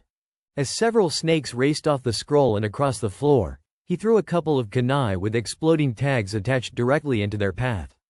As the explosion went off, he was shocked to find that it was several times more powerful than he expected. Black plumes of smoke rushed across the floor, encompassing both opponents and Neji. As the smoke began to clear, Kaiju found himself standing behind his opponent. Striking at the opportunity, he silently rushed forward and ran the other boy through with his blade. Instead of feeling any sort of resistance as the blade pierced his opponent, his forward momentum wasn't impeded at all and he ended up slightly losing his balance due to attempting to compensate for something that didn't happen. Stumbling slightly, he crashed into and through the Konoha Genin as the form dissolved and covered him from head to toe in ink. Sumi Tosu no Jutsu, he heard from behind him. Attempting to turn towards the sound of the voice, Kaiju found that he was unable to move. With my ink coating that much of you won't be able to move at all. This match has been decided, Sai said, drawing a kunai. Concede now or I'll be forced to end it. Trying one last time to break the jutsu, Kaiju discovered it was in vain. Shifting his eyes to Neji, he said clearly, Examiner, I concede. Winner, Sai, announced Neji, nodding to the Suna Genin as Sai released him from the jutsu. Scene change. He's actually better than I thought. I mean, it was a foregone conclusion that he was going to win, but the other kid was actually decent and he made him look like a rookie. Ino said to Naruto as the two opponents walked back towards the waiting area. Reflecting on that, she realized that it was the first time in this exam that at least one of the genin wasn't being carried off by the medics. Yeah, he's definitely at or at least close to Chunin level. He's been holding out on us. Looks like Root really trained him well. Confirmed Naruto as the board lit up with the next matchup. Sakio Kairi, Iwa versus Hayama Reiko, Kumo. From the balcony, the match seemed completely unimpressive. It was over in an instant. However, from the point of view of one Hayama Reiko, it was anything but. As she was walking down the steps, her opponent fell into step beside her and whispered in her ear. Forfeit this match before the fighting begins or else I'll use a handy ability of my bloodline to send you to hell. Not in the least bit fazed, Reiko smirked back at her opponent. What do you think this is, my first dance? No such bloodline exists, you don't scare me. But if you're that scared of actually fighting me, you're welcome to forfeit and save yourself some pain. As the two confident kunoichi smirked at each other, Neji signaled the beginning of the match. Not wasting a moment, Reiko moved to jump backwards as her opponent's hands came together in a meaningless hand seal. However, before she could move, the walls of the arena exploded into fire, the rest of the scenery and people fading away as brimstone rained from the now exposed crimson sky. Impressive genjutsu, thought Reiko. Very realistic. However, she's clearly still underestimating me. Anyone who's not a wet behind the ears rookie can defeat this. Bringing her hands together in a ram's seal as the floor began to corrode away, Kai. She called out using the standard genjutsu release. Her eyes widened as the floor continued to erode away, leaving her standing on little more than a 1-foot pedestal with nothing but fire and magma below her.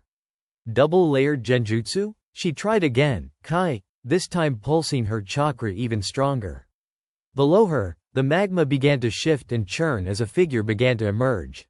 Like a scene right out of a horror film, what could only be described as a demon rose up from the fires below, its form towering over her at least 60 feet tall. Horns growing from a skull-like face, gigantic pitchfork held within its clawed hands, tail slashing behind it.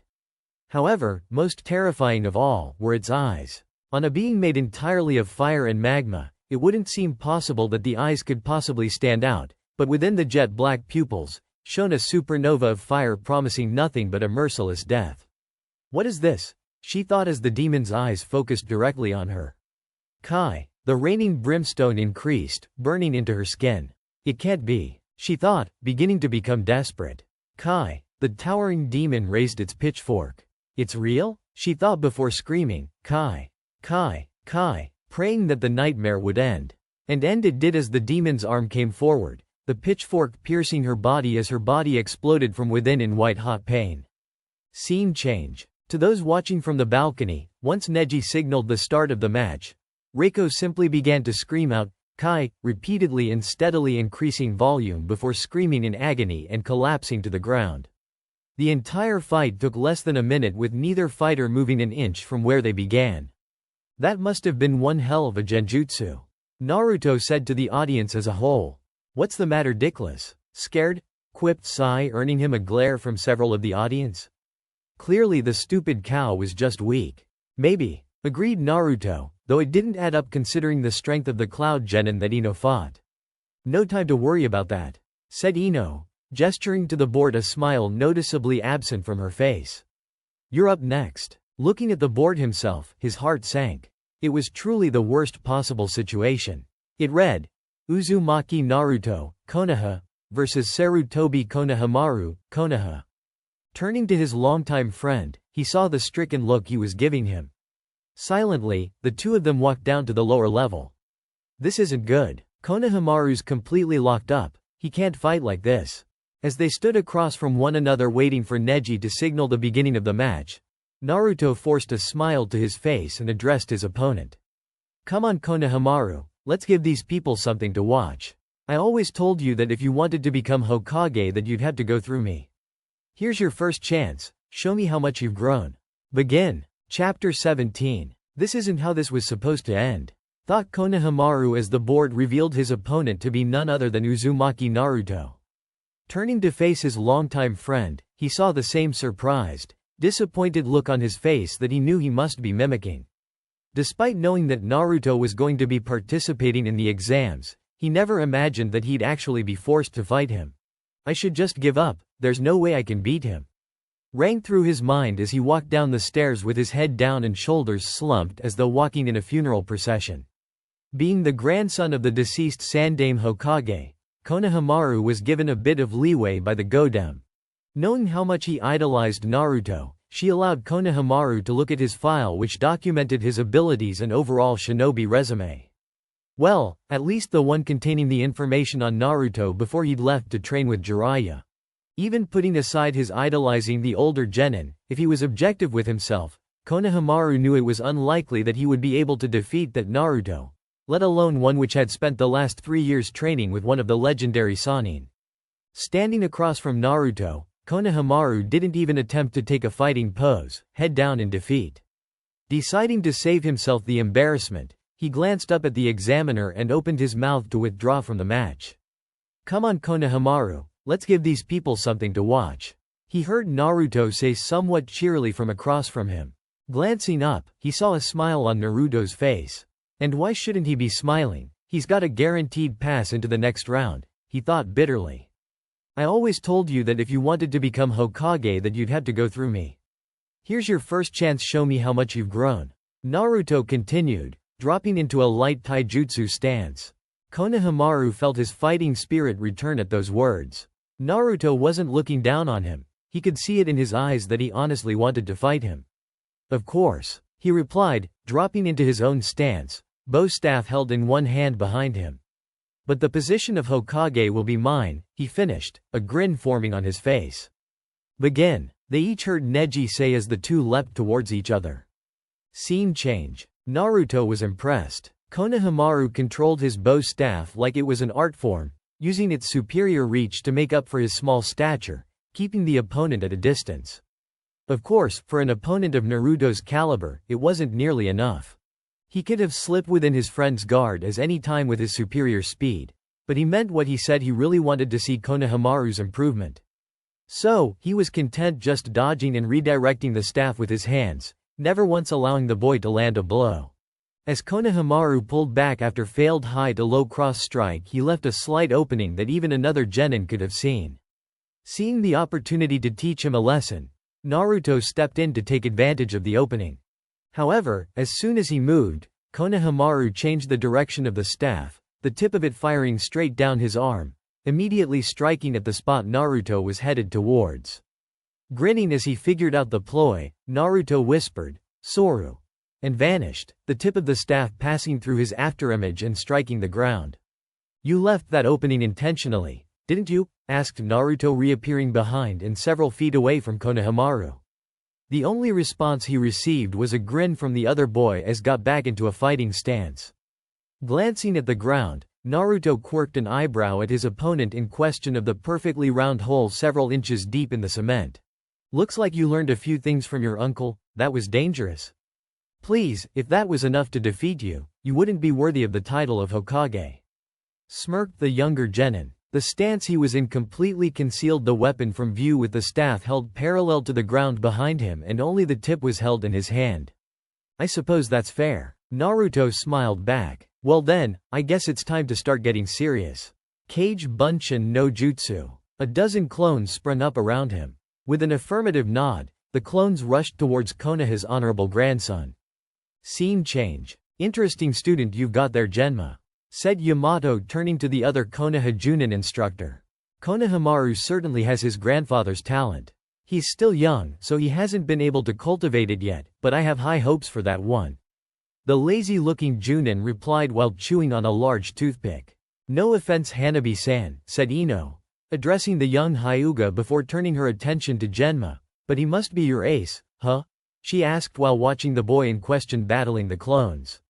She was pretty impressed with the younger genin as he craftily attached an explosive note to a clone which he detonated while it was near 3 others, reducing their number to 8. It may surprise you, but Konohamaru-kun has never defeated Hanabi here in a fight.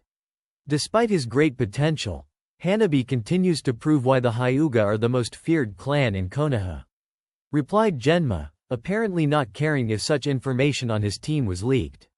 Looking down at the much shorter girl, Ino's lips twitched upwards as she noticed the slightly colored cheeks of the normally stoic Hyuga. My apologies, Hanabi-san. I look forward to seeing your match. I haven't seen a Hyuga fight since Hinata was promoted to Chunin. Scene change. On the other side of the balcony, the Tsuchikage was seething. Hokage-sama, I can't believe that you allowed a genin to learn that jutsu, he said, addressing the busty woman. Though a forbidden jutsu, Kage Bunshin was a jutsu known by high-ranking shinobi of all nations. He knew well of both its virtues as well as its potential dangers. Seeing the object of his hatred effortlessly and effectively using it made him want to jump down and kill the boy himself. Yes, well, Naruto has known that jutsu since before my tenure here as Hokage, replied Tsunade, smirking at the other Kage before returning her attention to the fight.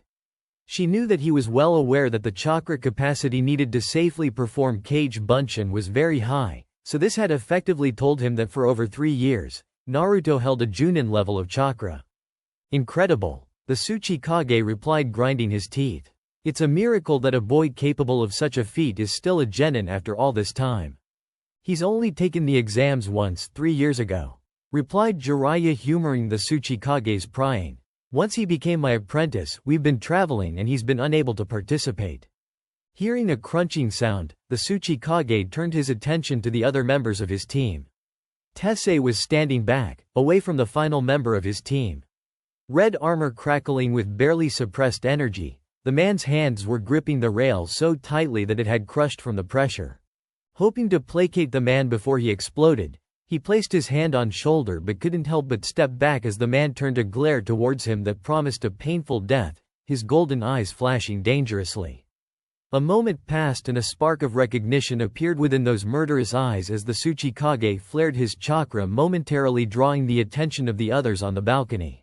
Even the Naruto and Konohamaru momentarily paused in their fighting to evaluate the disturbance. Stop this now, the Tsuchikage hissed dangerously so only the genin could hear, as he noticed the tensing of both Tsunade and Jiraiya. You'll get your chance, I can guarantee you that. It's why we're here after all. Taking a deep breath, the man nodded and stepped back from the railings, sitting against the wall, eyes closed, attempting to rein in his emotions. The tension gone and feeling a flash of heat, the audience turned their heads back to the match. Apparently Konohamaru had gotten tired of fighting the clones and decided to eliminate them all at once with fire jutsu. The clone nearest to him was immediately consumed by the flames puffing out of existence. Before the fires could reach any others, one of the clones formed hand seals at a blinding pace, calling out, Sweden, Suijinheki, before exhaling a stream of water which doused the incoming flames. The clones can perform jutsu? Thought Konohamaru, shocked at the development. Even more surprising to him was he was pretty sure that Naruto's clone had used Kyuubi's chakra when performing that jutsu. To the untrained eye it would have been impossible to notice, but just before the clone began to make hand seals, the whisker marks on its cheek darkened slightly, its pupils had elongated, the eye turning more of a purple color than Naruto's striking blue. The changes lasted less than the second that it took for the clone to finish its hand seals, but Konohamaru had seen it. If he's going to go that far, my only chance is to catch him by surprise. Time to bring out my trump card. Boar, dog, bird, monkey, ram, he thought while rushing through the hand seals. Kuchiyose no jutsu, he called out, pouring nearly all of his chakra into the summoning. A half-dozen humanoid forms appeared from the smoke, each about the height of a young genin. As the smoke cleared, Naruto actually laughed aloud at the stereotypical ninja outfits that Konohamaru's summons wore. All black bodysuits, mask covering their face all except their eyes. The laughter, however, disappeared from his face as the summons pounced on his clones, destroying all of them in less than a minute's time. Smiling at the other boy as he saw him down a soldier pill, Naruto said, "So, your grandfather passed that on to you, huh? He couldn't have picked a better successor," said Naruto, referring to what could only be the monkey contract. "Very well," he continued, setting into a fighting stance, "let's see what they can do." With no more encouragement needed, the summons rushed quickly at Naruto, preparing to engage him in a taijutsu battle. Naruto's eyes, however, never left his actual opponent. Throughout this fight, Konohamaru had proved to have a sort of creative genius in how he fought, much like himself. The unexpected maneuvers allowed him to get the drop on even opponents who were stronger than him. Despite the speed and skill of the summoned warriors, Naruto knew what to expect from them, having studied the Sandaime Hokage extensively during his travels with Jiraiya. In this fight, his genin opponent was the wild card, making him the greatest threat. As all 6 monkeys dove in to strike, several puffs of smoke appeared, as clones popped into existence all around Naruto in defensive positions, blocking each strike. Unperturbed, the summons quickly flipped or dodged around the clones, which immediately popped out of existence as more clones appeared, blocking the follow-up strikes. At this point, Naruto began to counterattack against the summons. With clones appearing to block every strike, Naruto was able to put all of his attention on offense, driving back all 5 summons simultaneously. Jumping back, the 6 monkeys pulled out several kunai, a handful of them with attached exploding tags, and launched them at Naruto from all sides, even above. Glancing at the incoming projectiles, Naruto missed Konohamaru, finishing a long string of hand seals. "Kunai Kage Bunshin no Jutsu," came the call from the younger contestant, the dozens of kunai multiplying into hundreds. Unlike the Kage Bunshin that Naruto knew, kunai and shuriken Kage Bunshin don't create animated bodies, but merely inanimate projectiles, so the chakra requirement is far less and the chance for mental strain non-existent. Therefore, these are frequently taught to Chunin and Junin shinobi. With the weapons and quickly burning down explosive notes approaching from every direction, Naruto did not have the option to dodge. Thought Naruto. So he was able to push me this far. He couldn't help but smile at his friend's progress, even as the air around him began to swirl violently. As the projectiles got within 5 feet of Naruto, the maelstrom of cross breezes blew out the flames on the explosive notes, halted the forward momentum of the kunai, and caused them to spin randomly before getting blown away. Seeing the protection of the wind jutsu, Konohamaru decided to go for broke, using its natural weakness, fire.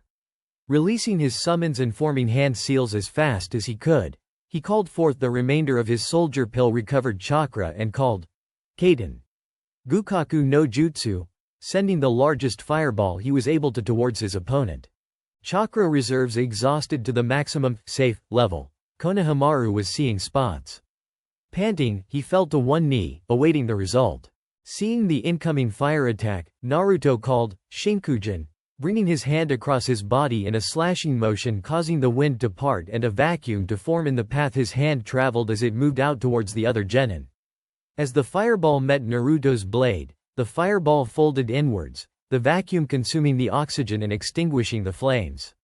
Energy and adrenaline expended, Konohamaru succumbed to the exhaustion and began to pitch forward, not even having the strength to break his fall. He vaguely heard Neji's announcement, "Winner, Uzumaki Naruto." As gravity took its hold.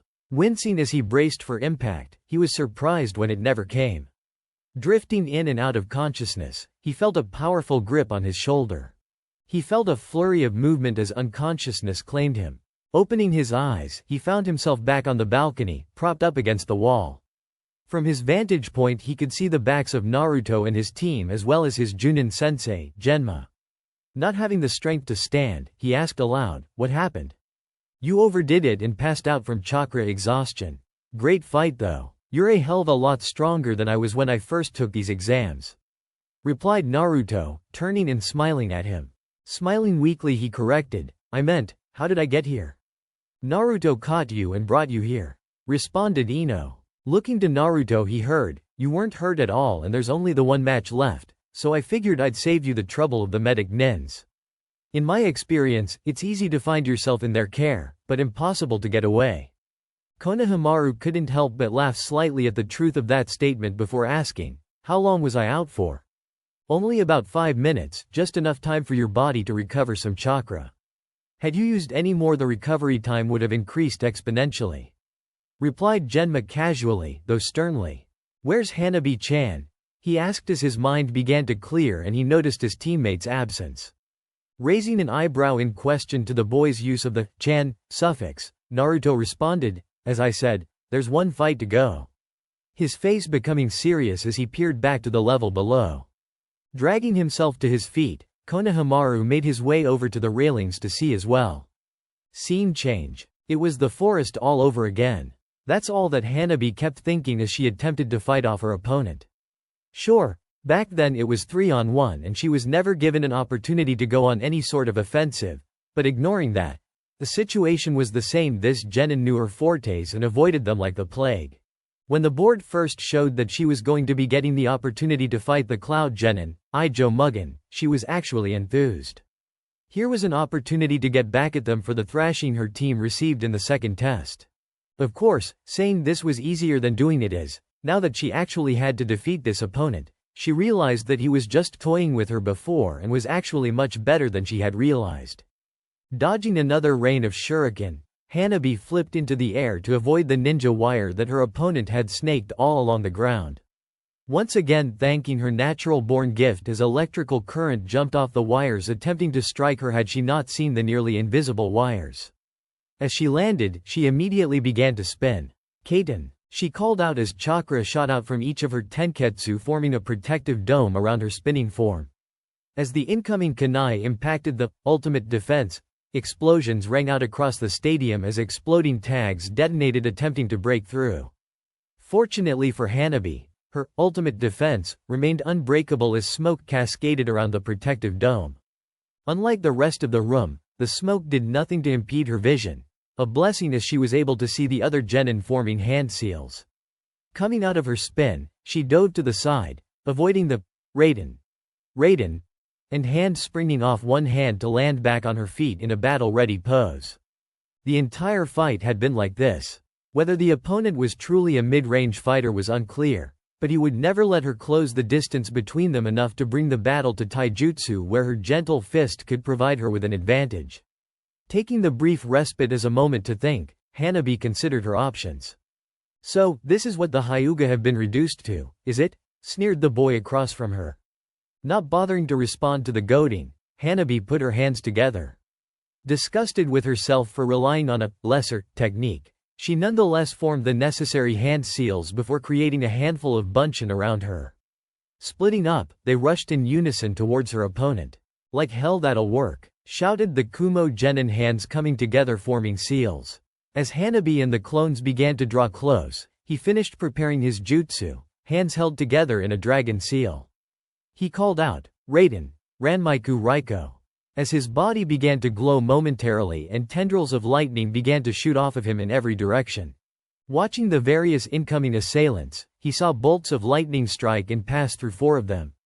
Ignoring those that he knew to be clones, he turned his attention to the remaining 3 as they ducked and dodged away from the lightning. Chakra being drained quickly by the